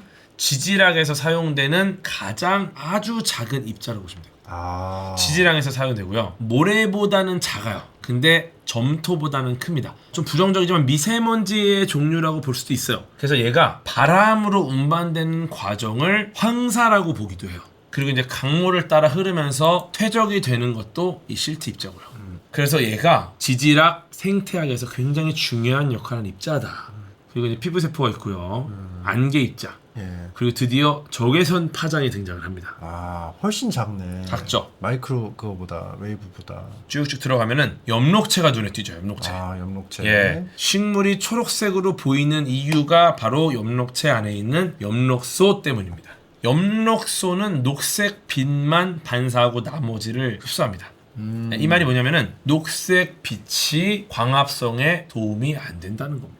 광합성 하면 녹색 식물을 떠올리지 않습니까? 근데 사실 그거 빼고가 도움이 되는 거야. 맞아요. 녹색 식물은 광합성을 할 때 붉은색, 푸른색 빛들을 많이 사용해요. 그리고 녹색 빛은 반사시켜요. 그래서 우리는 식물을 녹색으로 보는 거예요. 사실 안 써! 했던 것들만 우리가 인지를 하는 거죠. 그러니까. 그런데 재밌는 게 가을이 되면 다른 색이 됩니다. 갈색되고 막 원색되고. 왜 그럴까요? 엽록체, 엽록소 얘네가 광합성을 하는 일이 엄밀히 말하면 얘네도 일하는 거. 에너지를 만들잖아요. 예. 이게 보통 일이 아니에요. 힘든 일인데 힘든 일만큼 그만한 보상이 들어오는 겁니다. 이거야. 내가 광합성을 해. 100만 원을 벌어요. 내가 일한 걸 따져보면은 한 50만 원 정도를 내가 지금 쓰는 거야. 이 일을 하려고 하러. 네. 그런데 100만 원을 번다? 이 일 해요 안 해요? 해요. 하죠. 그래서 식물은 광합성을 하는 겁니다. 근데 겨울이 되잖아요. 어떻게 됩니까? 손해가 더 많아. 낮의 길이가 짧아져요. 유지비가 더 나와. 유지비가 더 나와. 안 해! 내가 50만 원치 일을 하는데 40밖에 안 줘. 장사 쳐고. 그 상황이 낙엽이에요. 엽록소가 광합성 해야 돼? 야, 하지마. 아무 의미 없어. 그래서 엽록소가 더 이상 합성이 되지 않고 분해가 됩니다. 그래서 걔네들이 사라지니까 기존에 가려져 있던 다른 색들이 드러나는 거죠. 이런 생각을 많이 하는 거예요. 은행잎 단풍이 들었다.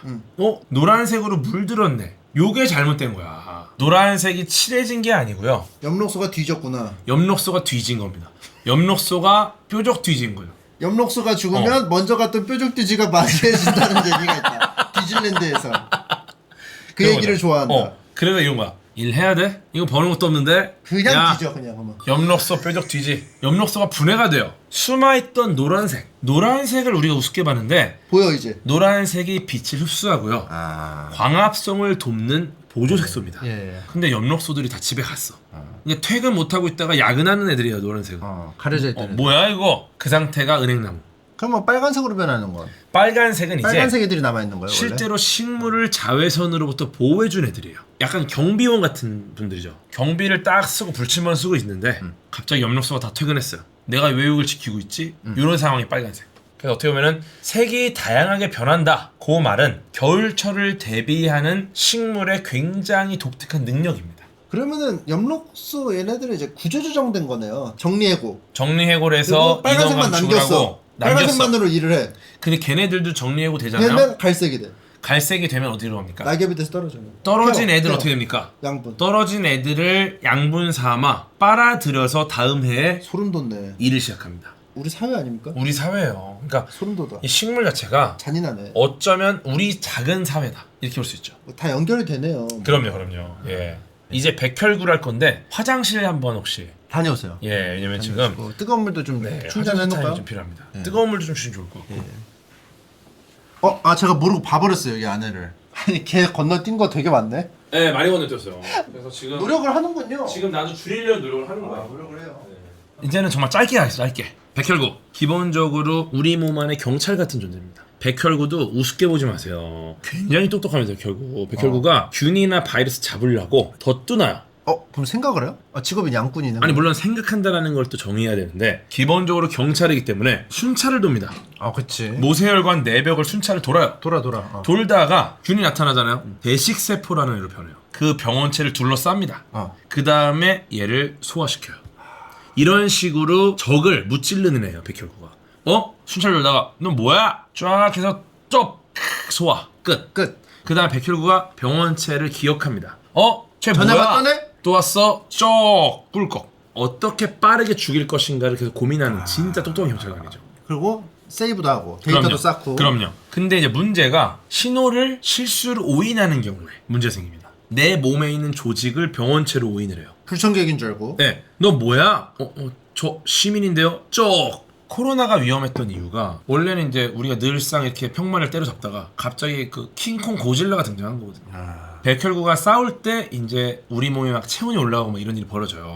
근데 이제 백혈구가 놀래가지고 막 과잉 대응하는 거야. 전병력 출동하라! 난리가 나. 그러면서 우리 몸이 이제 문제가 생기죠. 이 정도로 과잉 대응해야 되나? 야 고질라가 나왔잖아. 으아! 그걸 이제 사이토카인 스톰이라고. 고질라 으아! 그것 때문에 죽어요. 대응하려다가. 그래서 그 당시에 코로나가 한창일 때 오히려 건강한 사람도 위험할 수 있다는 게 있었어요. 면역 체계가 너무 훌륭하니까 과잉 대응하다가 빨리 모을 수 있어. 위험이 생겨. 오다가. 그래서 너무 건강하고 너무 면역 체계 좋은 사람이 갑자기 문제가 생겨가지고 맞아, 그런 초반에 게 있었죠. 그랬어. 맞아요. 코로나 초반에. 그런 게 있고요. 적혈구로 적혈구. 딱 보면은 도넛인데 구멍이 안 뚫린 도넛입니다. 튜브 같은데 안에가 차 있어요. 대신에 사람이 탈 수 있게 돼 있어. 우리 워터파크 가면은 저런 보트 많잖아요. 많죠. 저런 걸 이제 이중 오목 구조라고 합니다. 왜 저런 구조냐? 표면적을 극대화시켜서 더 많은 산소를 신속하게 운반하는 겁니다.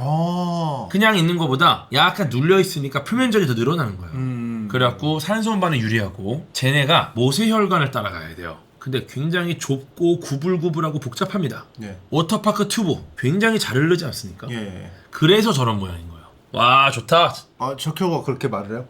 좋다. 야 좋다. 야 튜브라서 좋다. 그렇죠. 그리고 쟤는 핵이 없습니다. 핵이. 왜? 핵 있는 공간마저 제거를 하고 거기도 짐칸으로 쓰는 거예요. 악해줬네. 핵이 차지하던 공간을 헤모글로빈으로 채워가지고 산소를 더 많이 운반합니다. 야. 그러니까 진짜 대단한 친구야. 재밌는 게 여기서 난 모양 적혈구 얘기 제가 한번 드렸죠. 들은 기억만 남아있어. 그럼 복습 한번 가겠습니다. 난 모양 적혈구, 겸상 적혈구라고 하는 애가 있어요. 산소 운반 잘 될까요? 안 돼요. 안 돼요. 그래서 빈혈이 굉장히 쉽게 오고요. 효율이 떨어지는. 조금만 운동을 해도 죽을 것 같아요. 산소 운반이 안 되니까. 근데 아프리카의 난 모양 적혈구가 되게 많아요. 왜냐? 말라리아가 적혈구를 기반으로 우리 몸에 악영향을 끼치는데 저항하려고. 난 모양 적혈구는 말라리아가 적혈구인 줄을 몰라서 넘어갑니다. 효율은 떨어지지만 말라리아에는 이뮨이 있으니까. 그쵸. 죽는 거보다 낫다라는 거죠.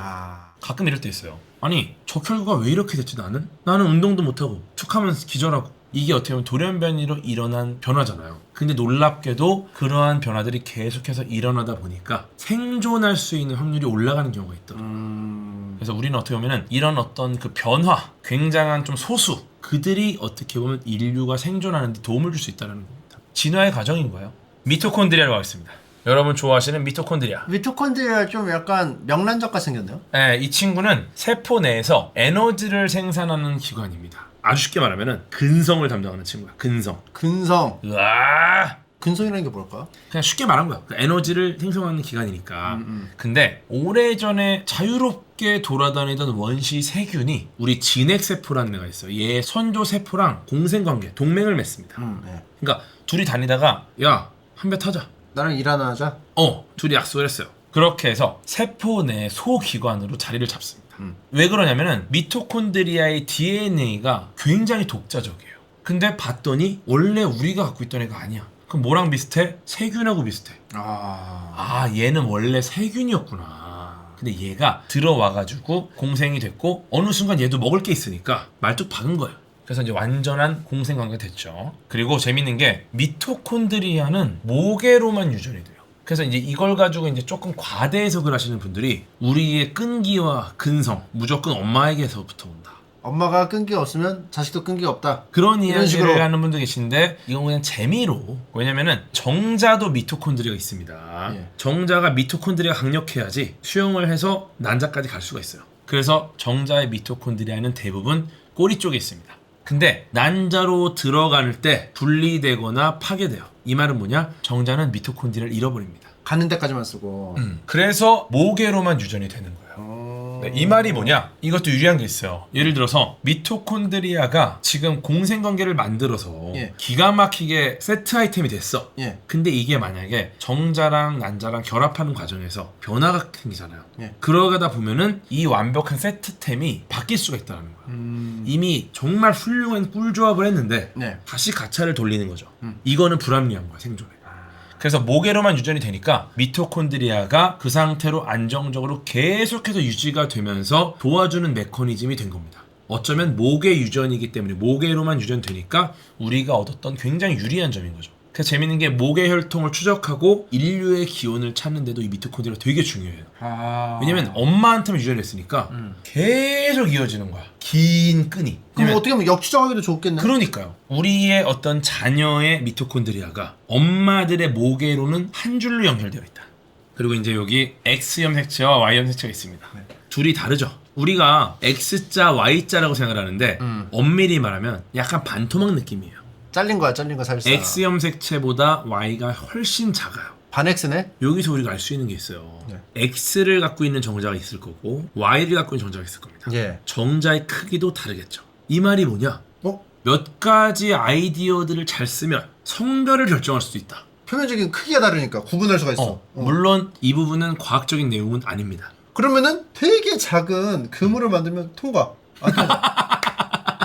통과한 Y염 색체는 쏙 비슷할 들어가. 수 있어요. 비슷할 수 있어요. 근데 이게 X와 Y가 들어가잖아요. Y가 훨씬 작아요. 네. 그럼 X를 데리고 있는 정자가 크겠죠. 크다는 말은 뭐냐? 좀 더 강인할 수도 있겠다. 그래서 누가 더 혹독한 환경을 살아남느냐 혹독하게 걸 만들어. 네, 예를 들어 혹독하면 Y는 도태될 거예요 아마. X가 살아남을 확률이 더 높아. 그러면 딸이 나올 가능성이 높아지겠죠. 근데 물론 정자의 수가 수억 마리이기 때문에 정해서 아이를 낳을 수 있다 이런 건 아닐 거예요. 근데 이것과 관련된 속설들이 대부분 X와 Y 염색체의 크기에서 왔다라는 거를 말씀드리는 거예요. 이 속설이. 대장균으로 할게요. 대장균. 대장균이 약간 탈모 있나요? 저 정도면 뭐 길게 풍성하죠. 아니 길게 자란 머리가 있어서 덮으려고. 잘 길렀네요. 대장균 같은 경우가 노벨상이 정말 많이 나오는 분야입니다. 크레이그 벤터라는 과학자가 있어요. 예. 미국의 생물학자인데 아마 들어보시면 아실 겁니다. 인간 게놈 프로젝트. 알죠. 네. 게놈 프로젝트. 요거에 굉장히 좋은 영향을 주신 예. 분인데 인공 게놈 프로젝트 뭐냐면은 인간의 이 유전자를 하나하나 다 분석해서 유전자 지도를 만들겠다. 이 게놈 프로젝트를 하려고 컨소시엄이 만들어져서 유전자의 지도를 딱 놓고 한 줄 한 줄 분석을 하고 있었어. 근데 이게 너무 오래 걸리는 거야. 이 염기 서열을 분석하는 과정이 너무 힘든 거야. 이때 크레이그 벤터가 등장해요. 야, 이렇게 해서 언제 할래? 이 게놈을 마구잡이로 조각을 낸 다음에 염기 서열을 분석을 하는 거죠. 이걸 이제 산탄총 염기 서열 분석법이라고요. 이 방법으로 엄청나게 저렴하고 빠르게 인간 게놈을 분석한 겁니다. 그리고 이 염기 서열이 ATGC라는 염기들로 돼 있어요. 혹시 가타카라는 영화 알아요? 가타카라는 영화 있어요. 가타카. 이 영화가 되게 재밌는데 이 영화 얘기를 할 게 아니라 그 가타카라는 영화 제목이 도대체 무슨 뜻이냐. GATACA. 바로 이 가차. ATGC. 제가 말씀드린 염기 서열로 만든 제목이에요. 그래요. 그래서 이제 이거를 좀 쉽게 설명을 드리자면은 세포가 일종의 도서관입니다. 세포. 우리의 지금까지 봤던 세포. 여기에 이제 유전체. 이 유전체가 뭐냐? 도서관에 있는 책장이에요. 책장. 여기에 이제 DNA가 있어요. DNA. 이 DNA가 바로 책입니다.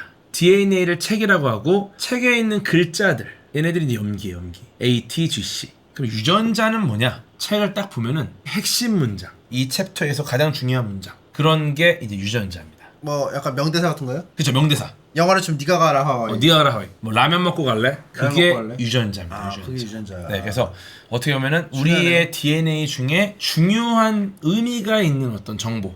그게 유전자다. 이제 바이러스까지 왔습니다. 가장 큰 바이러스, 거대한 바이러스는 거의 세포를 닮았다 라고 볼 수 있는 정도로 큽니다. 얼마나 많은 유전자를 갖고 있느냐에 따라서 달라질 수 있어요. 예. 인플루엔자, 지카 바이러스, 얘네 다 바이러스죠. 근데 유전자를 몇 개나 갖고 있느냐? 10개 안팎입니다.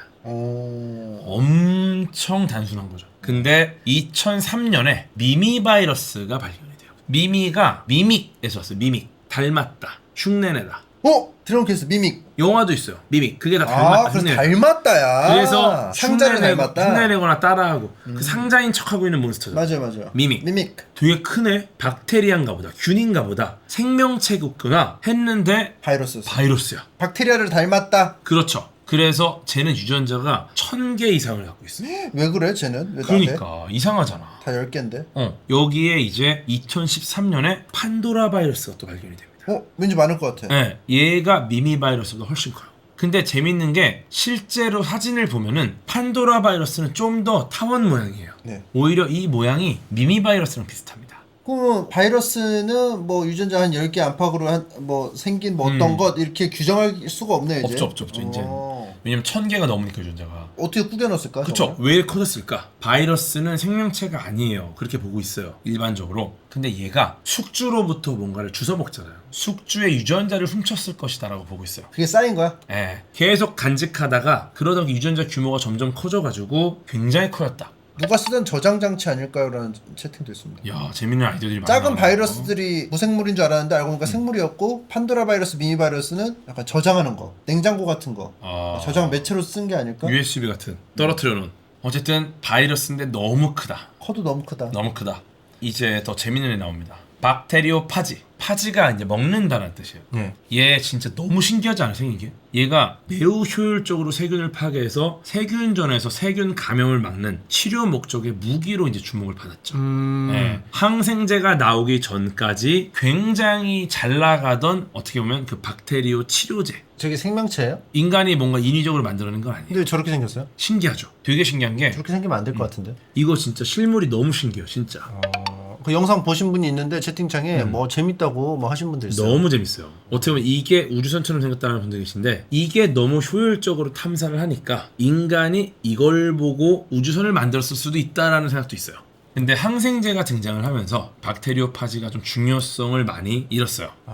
근데 재밌는 게 다시 돌아왔어요. 항생제 부작용 때문에? 항생제를 남용해. 이렇게 남용하면 문제되지 않나? 박테리오파지 남용해야지. 항생제가 이제 내성이 생기고 부작용이 있으니까. 근데 박테리오파지는 괜찮네? 그래서 다시 관심을 좀 끌고 있습니다. 지금 재밌는 게 그동안 관심도 안 줘놓고. 그러니까 지금 박테리오파지한테 사과해요 나한테.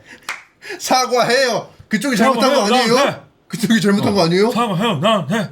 근데 재밌는 게 이거 되게 재밌어요. 박테리오파지의 숫자가 얼마나 될까? 당연히 많은 거 아니야? 엄청 많아. 아 그래요? 왜 물어봤어요? 근데 얼마나 많은 줄 알아요? 지구상에 존재하는 모든 생명체 총합보다 많아. 말도 안 돼. 신기하죠? 그럼 수로 붙으면 박테리오파지가 1대 다로 해도 이긴다고? 에이. 지구상에서 존재하는 모든 생물체 총합보다 많습니다. 그럼 세균 다 죽었어야지. 파지가 다 처먹는데.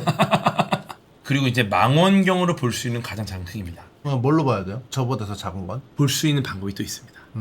어쨌든 빛을 이용해서 볼 수 있는 가장 작은 크기를 넘어섰다 이제. 그리고 여기에 HIV라는 인간 면역 결핍 바이러스 등장합니다. 이거 뭔지 알죠? 에이즈를 일으키는 원인입니다. 아, 왜 이게 발견이 됐냐면 젊고 건강한 갑자기 사람들이 다짜고짜 쓰벌리래.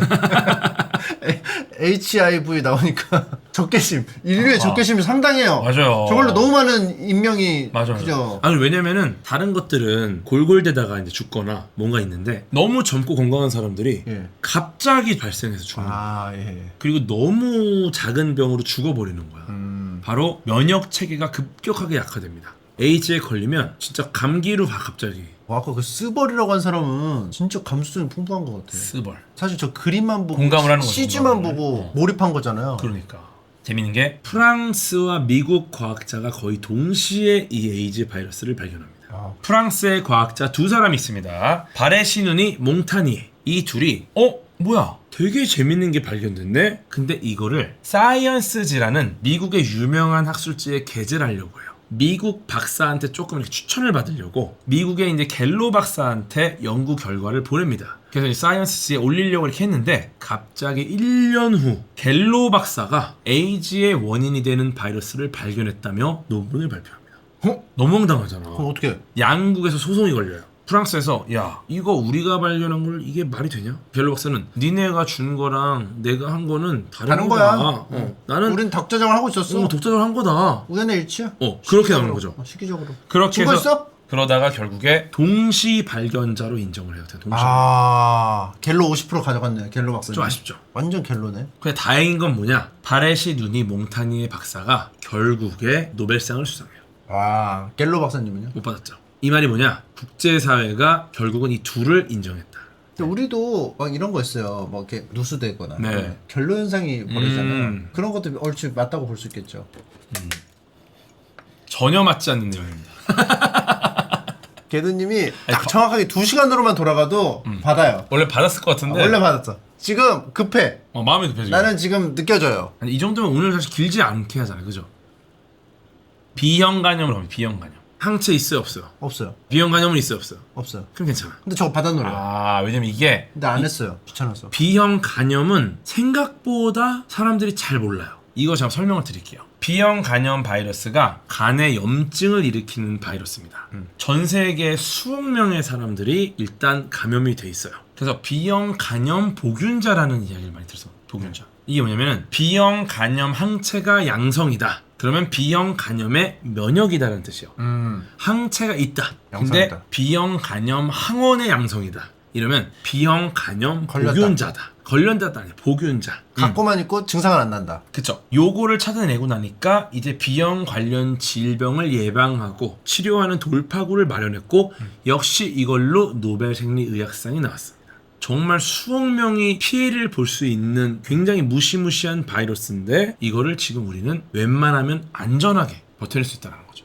그 다음 중요한 게 트랜지스터 게이트입니다. 저거 뭐죠? 직접 보긴 좀 힘든데 반도체 아시죠? 반도체. 네. 반도체가 이런 트랜지스터를 모아놓은 걸 반도체라고 합니다. 네. 트랜지스터를 잘 모아놓은 걸 집적 회로라고 불러요. 예전에는 수백만 개를 거기다가 때려 넣었고요. 예. 지금 과학기술이 발전했죠. 이 조그만 거 좀 보세요. 인간이 만든 인공물체예요. 간염 바이러스보다 작아요. 작아요. 그러니까 이제는 수백억 개를 때려 넣습니다. 어떻게 때려놓지 여기다? 대단하죠. 우리 스마트폰이 요 안에 트랜지스터가 저렇게 조그만 게 들어가는 거예요. 수백억 개가.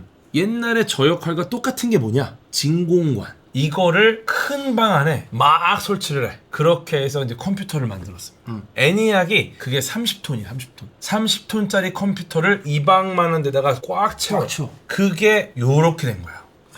네. 트랜지스터의 등장으로부터 진공관이 사라지고 작은 전자제품의 시대가 열린 겁니다. 초기에는 트랜지스터의 크기가 수 센티미터. 그래도 혁명이야. 말이 안 되지. 몇 배를 줄인 거야? 이 큰 방에 있던 게 요만해. 말도 안 되게 줄인 거지.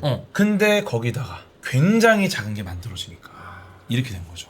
대단하지 않습니까? 네. 네. 그 우리의 슈퍼스타 돼지 서커 바이러스 있어요. 요게 이제 처음에는 돼지한테 큰 문제가 없던 바이러스였습니다. 아. 일단 느낌이 어때요? 돼지한테 영향을 좀 끼치겠죠. 안 그러면 돼지가 왜 붙어요? 변종 바이러스가 등장을 하면서 갑작스럽게 문제가 생깁니다. 네. 돼지들이 체중이 감소되고요. 면역력이 저하가 되고요. 호흡기 문제가 생기면서 줄초상이 나는 겁니다. 석호랑은 상관없죠. 서울 코믹콘 연산이 조금 느려지고 있는데 그거 아닌가? 지금 석호? 지금 연산이 조금씩 느려. 아니 거기 가보고 싶어서.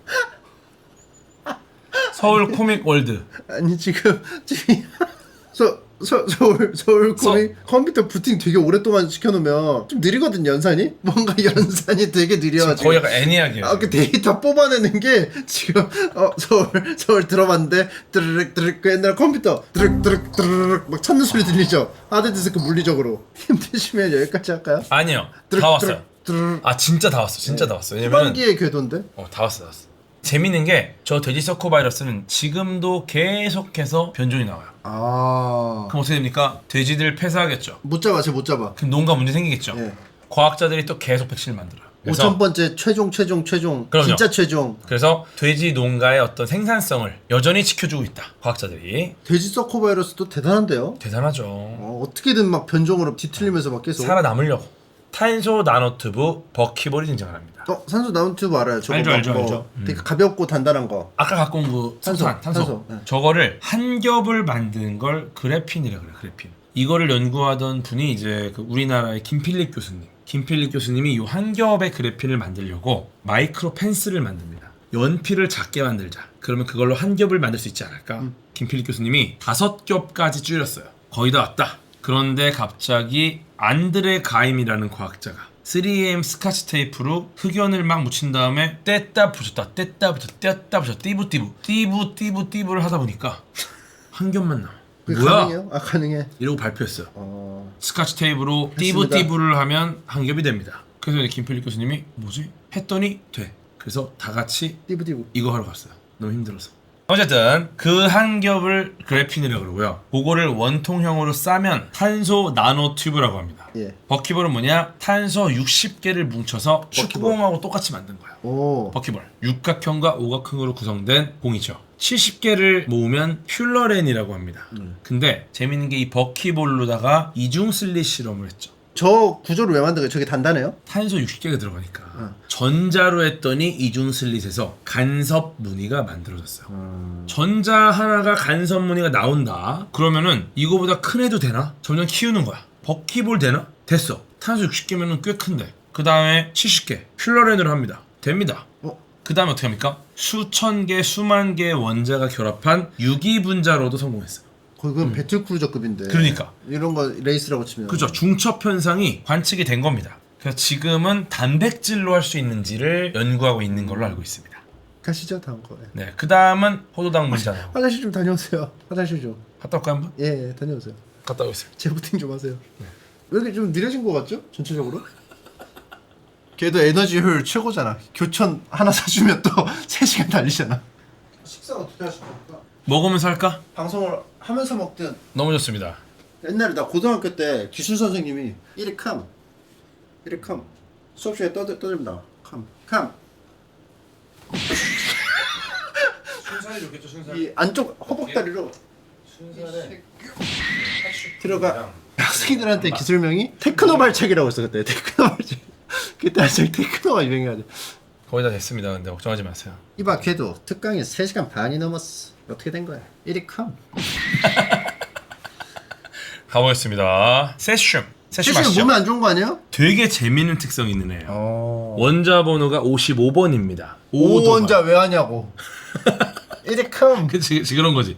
근데 얘가 왜 나왔느냐? 원자력 뭐 이런 거 아닌가? 보세요. 가장 큰 원자라는 표현이 있습니다. 왜 굳이 세슘을 넣느냐? 가장 크기 때문에. 한번 간단히 설명을 드릴게요. 원자 번호가 원자 핵에 있는 양성자의 수를 나타냅니다. 예. 네. 그리고 원자의 크기라는 건 뭐냐? 원자 핵에서 가장 바깥쪽에 있는 전자 껍질까지의 거리입니다. 그러면 껍질이 늘어나요. 커지니까 작아집니까? 커져요. 커지겠죠. 근데 주기율표를 보시면은 아래쪽으로 한 줄 한 줄 내려가는 게 껍질이 하나씩 늘어난다는 뜻이에요. 예. 오른쪽으로 간다는 건 뭐냐? 껍질에 있는 전자가 하나씩 늘어난다는 뜻입니다. 55번 세슘이 제일 껍질이 많고 전자가 작아. 근데 보세요. 얘가 더 껍질이 더 많은데? 87번 프랑슘. 어떻게 된 거야? 근데 왜 아마 여기서 그렇게 표현을 했느냐? 제 생각에는 프랑슘이 더 많아서 더 큽니다. 근데 프랑슘이 너무 불안정해요. 유지를 못해 잘. 네, 실제로 자연에서는 너무너무 불안정해서 그나마 프랑슘 중에 가장 안정한 애가 반감기가 22분입니다. 이만큼 있으면 22분 후에 반으로 줄어요. 22분 후에 또 반으로 줄어요. 금방 없어지겠죠. 그럼 인정을 안 해주는 거죠, 쟤는? 그러니까 너무 불안정하니까 프랑슘은 뺀 것 같아요, 제 생각에. 그래서 아마 세슘을 넣은 것 같고. 예. 그럼 껍질이 제일 많으면 얘가 제일 큰 건데 예. 전자가 많으면 왜 그럼 작아지느냐?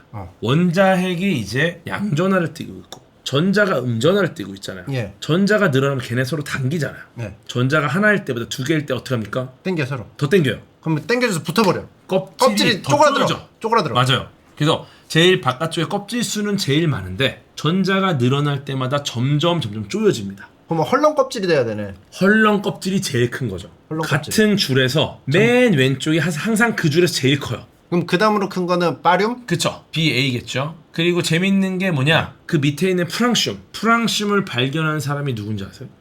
알아요. 프랑. 프랑슘을 발견한 게 마리 퀴리의 조수로 일하던 분입니다. 조수도 네임드네. 네임드요. 그리고 그분은 왜 프랑슘을 했느냐? 자신의 조국 프랑스의 이름을 넣고 싶어서. 프랑스 그래서. 출신입니다. 근데 불길하게 반감기가 더 되게 짧은. 네. 반감기가 짧으니까 내가 만약 프랑스 사람이면 잉글리시움. 22분 만에 점점 반대로. 그래도 되게 의미가 있다. 뭐 물 분자 잘 알죠. 탄소 원자 잘 알죠. 네. 이제 전자 망원경이 등장합니다. 이게 뭐냐면은 빛을 이용해서 무언가를 딱 때려 돌아와. 그걸 우리가 봅니다. 일반적인 현미경의 원리예요. 예. 근데 전자 현미경은 뭐냐? 빛이 아니라 전자를 쓰는 겁니다. 전자. 빛이 아닌 전자 빔을 써서 관측하는 건데 전자가 딱 때려 이 시료랑 상호작용을 합니다. 상호작용을 하면은 여기서 어떤 신호가 나와요. 예. 그 신호를 이미지로 변환해서 정말 미세한 구조를 시각할 수 있는 거야. 그러니까 빛을 때렸을 때는 빛이 너무 크잖아. 그럼 전자로 해볼까? 전자로 때리면 얘가 뭔가가 변화가 온다는 거죠. 그럼 여기 전자현미경을 볼 수 있는 작은 크기면은 저 엉스트롬은 뭘로 봐요? 못 봐요. 느끼는 거야. 그러니까 우리가 빛으로 볼 수 없는 그래서 옹이구나. 엉스트롬. 빛으로 볼 수 없는 거를 전자를 이용해서 본다. 시료를 건드려서 그 반응하는 상호작용하는 거를 우리가 다시 시각화한다고 보시면 될 것 같아요. 그리고 이제 수소 원자, 헬륨 원자가 등장을 하죠. 그리고 감마선이 등장을 하죠. 저렇게 짧았어? 피코미터. 이거 전에 봤던 거다. 이거 전에 이렇게 단위 점점. 그렇죠. 뭐 이제 막 그거 나와 이제 뭐지? 야르탄 쿼크 막. 맞아요. 이 우라늄, 우리가 그 방사성 동위원소라는 이야기를 합니다. 예. 이걸 통해서 지구의 나이를 잰다. 어떻게 되는지 아세요? 몰라요. 네. 궁금했어요. 여기서 우라늄을 써요. 어떻게 하냐면 방사성 동위원소는 시간이 지나면 변신을 합니다. 변신. 쉽게 말해서 우라늄은 시간이 지나면 납으로 변신을 해요. 이게 일종의 모래시계 같은 거라고 생각하면 제일 좋아요. 모래시계. 예, 시간이 지날수록 변하니까. 모래시계가 있습니다. 위쪽 모래가 있죠. 아래쪽 모래가 있죠. 예. 딱 내려놓으면 어때요? 아래로 내려가죠. 위쪽 모래가 아래로 내려오겠죠. 예. 원래 이 모래시계가 1분을 재는 시계예요. 1분. 근데 위쪽 모래와 아래쪽 모래를 딱 보니까 반반씩 했네? 지금 몇 시입니까? 지금요? 아니 1분짜리인데? 1분짜리. 30초. 30초가 지난 거죠. 그런 식으로 안 하는 거예요. 위쪽 모래가 우라늄, 아래쪽 모래가 납입니다. 우라늄과 납의 비율을 보고 얘가 원래 이만큼인데 양이 이렇게 바뀌었으니까 지금 얼마나 지났겠구나 를 알아내는 거죠. 근데 우라늄이 태어난 시기는 다 똑같아요? 초기에 이제 우라늄이 같이 창업을 했어요? 그러니까 우리의 목표는 지구가 언제부터 시작했는가 지구의 나이를 알아내는 거잖아요. 그럼 지구가 만들어지고부터 지금까지 얼마나 지났느냐 이걸 알아내야 돼. 근데 그 우라늄도 어떻게 보면은 이 지구가 만들어질 때 만들어진 애라고 보는 거죠. 자연적으로 존재하니까. 우라늄이 근데 중간부터 만들어질 수도 있잖아요. 우리가 인위적인 무언가를 한 게 아니라면은 만들어질 수 있는 환경이 있을 거고 그거는 아마도 원시지구에서 만들었을 것이다라고 보는 게 제일 유리하겠죠. 아마도. 그러면 중간부터 있는 우라늄은 없을 테니까 우라늄이 얼마나 변했느냐에 따라서 40몇 억 년 뭐 이렇게 나온 거예요? 물론 외부에서 날아온 우라늄도 있을 수 있겠죠. 네. 걔네들도 뭔가 우리가 하나만 볼 수 있는 게 아니라 굉장히 다양한 그런 관측을 하는 거예요. 근데 얘가 시간이 얼마가 지나면 이만큼의 납이 됐어. 그러면 얘의 반감기가 얼마니까 이 정도가 지나면 이렇게 됐을 것이다 그럼 지구에 곳곳에 있는 데를 다 채취해봤는데 일정한 어떤 그게 있으니까 그렇게 그렇게 하는 바뀌었죠. 거겠죠? 네네네. 여기 이제 원자핵이 나오죠. 원자핵 그다음에 전자. 드디어 우리들의 사랑스러운 양성자와 중성자가 나옵니다. 원자핵은 뭘로 돼 있죠? 양성자 2개, 중성자 2개. 원자핵은 양성자와 중성자로 이루어져 있습니다. 양성자는 뭐냐? 정기적으로 플러스입니다. 그러니까 양이겠죠? 그죠? 근데 물질은 어때요? 물질이요? 그런 게 있어요? 없어요. 네. 중성이에요. 그래서 네. 물질은 전기적으로 플러스도 마이너스도 아니야. 그럼 뭐냐? 양성자는 플러스입니다. 중성자는 중성이겠죠. 그러면 플러스를 상쇄해줄 마이너스가 필요해. 그래서 전자가 필요합니다. 양성자가 2개다. 그럼 전자 몇 개입니까? 2개. 2개. 그래서 양성자와 전자의 개수가 동일합니다. 그러면 양성자의 숫자에 따라서 원자가 결정되는 거예요. 양성자가 정해지잖아요. 전자의 개수가 정해지죠. 그럼 결국은 이거의 숫자에 의해서 원자가 정해집니다. 근데 그럼 중성자는 왜 있나? 이상하지 않습니까? 중성이 왜 있어? 양성자가 플러스입니다. 양성자 2개가 있습니다. 플러스 있으면 어때요? 싸워요, 안 싸워요? 싸워야 될 것 같은데 왠지? 같은 극끼리 밀어내겠죠. 접착제요? 네. 중성자가 접착제 역할을 합니다. 그래서 중성자가 양성자끼리 야 저리 가. 그럼 중성자가 와가지고 야 친하게 지내. 그 역할을 중성자가 해줍니다. 어깨 동무하는 애가 중성자. 그쵸. 안 그러면 그래서, 서로 싸워. 그래서 중성자는 같은 극인 양성자들을 묶어주는, 화해시키는 역할을 하고요. 그거에 맞춰서 같은 숫자의 전자가 주위를 돌고 있고, 그래서 원자에 관해는 양성자와 중성자, 그 주위를 도는 전자, 이렇게 구성이 되는 게 우리가 알고 있는 원자입니다. 그래서 세멘트색이구나. 이거 붙이니까. 그럴 수 있어요. 세멘으로. 그래서 원자핵이 안정이 되는 겁니다. 재밌지 않습니까? 재밌네요. 화학이 이렇게 설명을 하면 재밌어요. 그럼 그렇다는 얘기는 양성자끼리 있으면 일시적으로 짧은 시간이지만 중성자 없이도 뭔가 어떤 강한 힘으로 붙일 수도 있겠네요. 그거를 붙이고 있는 힘이 이제 중성자인 거고, 그럼 양성자가 만약에 붕괴되면 어때요? 그 강력한 힘이 뭡니까? 그게 바로 핵 분열이라는 거예요. 지금 이 이야기를 통해서 침착맨님이 또 핵분열까지 도달한 겁니다. 하지만 내일 되면 또 까먹어. 내일 까먹으면 그러면 또 집어넣어. 또 이야기해줘. 또 집어넣고 또 까먹으면 또 와가지고 또 채워넣어. 그러니까. 억지로. 대단한 그러면 겁니다. 또 까먹어. 네. 그러니까. 그러다가 지나가는 이 흔적이 조금 남아가지고 겉테두리에 남은 이 흔적들이 결국은 지식이 돼. 99 넣고 98 버려도 1 남으니까. 그러니까 대단한 겁니다 지금. 그리고 지금 좋은 질문들이 막 올라왔는데 지금 예. 재밌는 질문이 많은데 지금 놓쳤습니다. 왜냐하면 연산이 느려져서. 네, 질문을 봤는데 놓쳤어. 보세요. 이제 갑니다. 정의되지 않는다. 이 말은 뭡니까? 이 다음부터는 실제로 길이가 아니라 이론상으로 예측된 길이다. 크기는 있을 텐데 그냥 몰라. 몰라. 그러니까 존재만 알아. 몰라. 개념만. 가면 이제 양력의 작용 범위가 이 정도인 거예요. 굉장히 짧죠. 예. 핵간에서 벌어진 힘입니까? 그럼 드디어 위커크와 아래커크가 등장을 했습니다. 업커크, 다운커크라고 불러요. 간단히 설명드리면은 쿼크는 요리사들의 재료입니다. 재료. 요리사는 정말 다양한 요리를 하죠. 근데 그 다양한 요리들을 이제 자기가 잘 쓰는 재료들이 많이 있겠죠. 예. 그 재료들을 통해서 조합을 해서 맛있는 요리를 만들어냅니다. 이 쿼크들을 조합해서 우리가 알고 있는 양성자와 중성자를 만들어내요. 그래서 이 요리사가 쓰는 재료는 어떤 특징이 있느냐? 재료는 맛이 있어서 맛. 실제로 이 쿼크들도 맛이라고 부릅니다. 플레이버라고 불러요. 플레이버. 이 맛이 업 쿼크 맛이 있고 다운 쿼크 맛이 있어. 다음 스트레인지 쿼크 맛이 있고, 야르탄 쿼크. 얘가 스트레인지 쿼크 맛이죠. 그 다음에 야르탄 의사. 닥터 스트레인지. 예, 참 쿼크. 맵시. 맵시 쿼크, 참 쿼크라는 매력, 맛이 있고요. 매력, 참, 차밍. 그 다음에 바텀 쿼크가 있고요. 마틴 쿼크. 탑 쿼크가 있습니다. 탑 쿼크 왜 이렇게 작아? 재미있는 게 요렇게 6가지의 맛을 가지고 요리사가 요리를 합니다. 근데 업 쿼크와 다운 쿼크가 가장 기본이 되는 재료예요. 쉽게 말해서 뭐 밀가루 요런 느낌인 거죠. 그러니까 양성자와 중성자를 만들 때 뭘 씁니까? 업 쿼크와 다운 쿼크를 씁니다. 쿼크와 다운 쿼크. 제일 일반적인 재료입니다. 나머지 쿼크는 뭐냐? 특수 재료예요. 캡사이신이라든지. 살짝 넣는 거. 네, 약간 뭐 치킨 스탁. 근데 그러면 약간 정체성이 좀 약간 작은 것에서 나올 것 같긴 한데. 근데 기본적으로는 업커크와 다운커크가 양성자, 중성자를 만드니까 그 다음에 원자들은 얘네들을 통해서 시작이 되잖아요. 양성자랑 중성자. 네. 그러니까 어떻게 보면 이 세상을 구성하는 애 중에 가장 흔한 맛이 업커크와 다운커크다. 요걸 모아서 만들어진 게 양성자와 중성자고, 얘네들과 전자의 조합을 통해 양성자의 수가 달라지면 전자가 달라지면 요거에 따라 이 만물 원자들이 만들어지는 겁니다. 예전에는 요 맛을 몰랐어요. 이 세상 모든 만물은 원자인 줄 알았어. 근데 이 원자도 요리사가 사실은 재료를 땡겨 쓰는 줄 알았는데 이것도 만들었었네? 밀키트가 아니었던 거예요. 업커크와 다운커크, 이걸 통해서 본사가 보내주지 않고 직접 만들고 있었더라.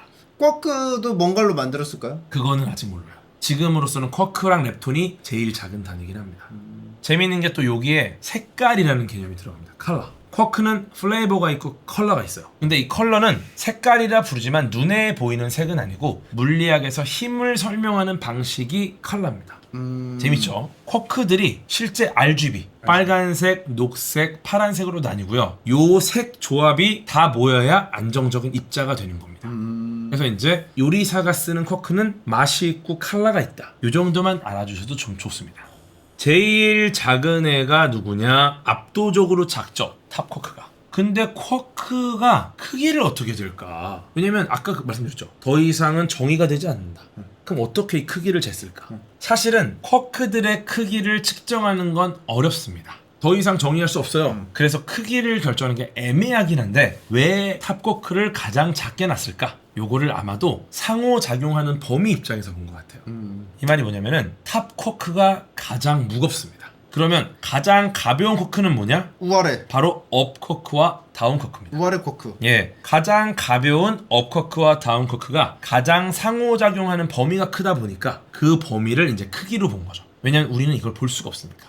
그리고 가장 무거운 탑쿼크가 무거운 질량으로 상호작용하는 범위가 작으니까 예. 크기도 작다라고 본다. 이렇게 보시면 될 것 같아요. 근데 이것도 질량이 크면은 왜 상호작용하는 범위가 좁고 질량이 작으면은 상호작용하는 범위가 넓을까? 이게 좀 어려워요, 사실. 전 이해가 됩니다. 돼요? 수박 게임에서 체리 떨어뜨리면 영향을 팍 줘요. 같은 무게거든요. 수박이나 체리랑 같은 무게거든요. 근데 뭉쳐있으니까 팍 하면 뚫려요. 무게가 뭉쳐있기 때문에. 작기 때문에 작기 무겁다. 때문에 체리시치로 뚫어. 이게 사실은 불확정성 원리 때문에 그렇거든요. 불확정성 원리. 그래갖고 위치와 운동량 둘 중에 하나는 정확하게 확인하는 게 불가능하다라는 게 불확정성의 원리입니다. 예. 근데 운동량이 질량과 속도의 곱이에요. 이 말이 뭐냐? 질량이 크다, 운동량이 크니까 위치의 불확정성이 작아집니다. 질량이 작으면은 반대겠죠. 운동량이 작으니까 위치의 불확정성이 커지고. 그래서 질량이 크다, 운동량이 크다, 위치 불확정성이 작아진다. 그럼 위치를 더 정확하게 측정할 수 있다. 그 말은 상호작용의 범위가 작아진다는 의미죠. 뭔 말인지 하나도 모르겠어요. 그냥 체리시치로 하겠습니다.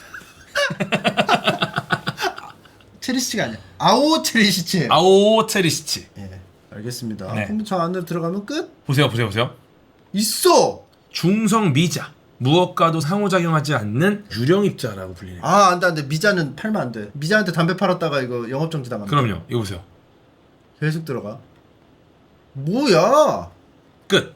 저 뭐야 저거? 저 석쇠. 양자폼 끈이론의 끈. 이거 전부 지금 이론적인 이야기입니다. 사실은 이게 어떤 거냐면은 물리학자들이 플랑크 길이보다 작아지면 우리가 알고 있는 공간 시간적인 개념들 자체가 다 무너져 버릴 거다.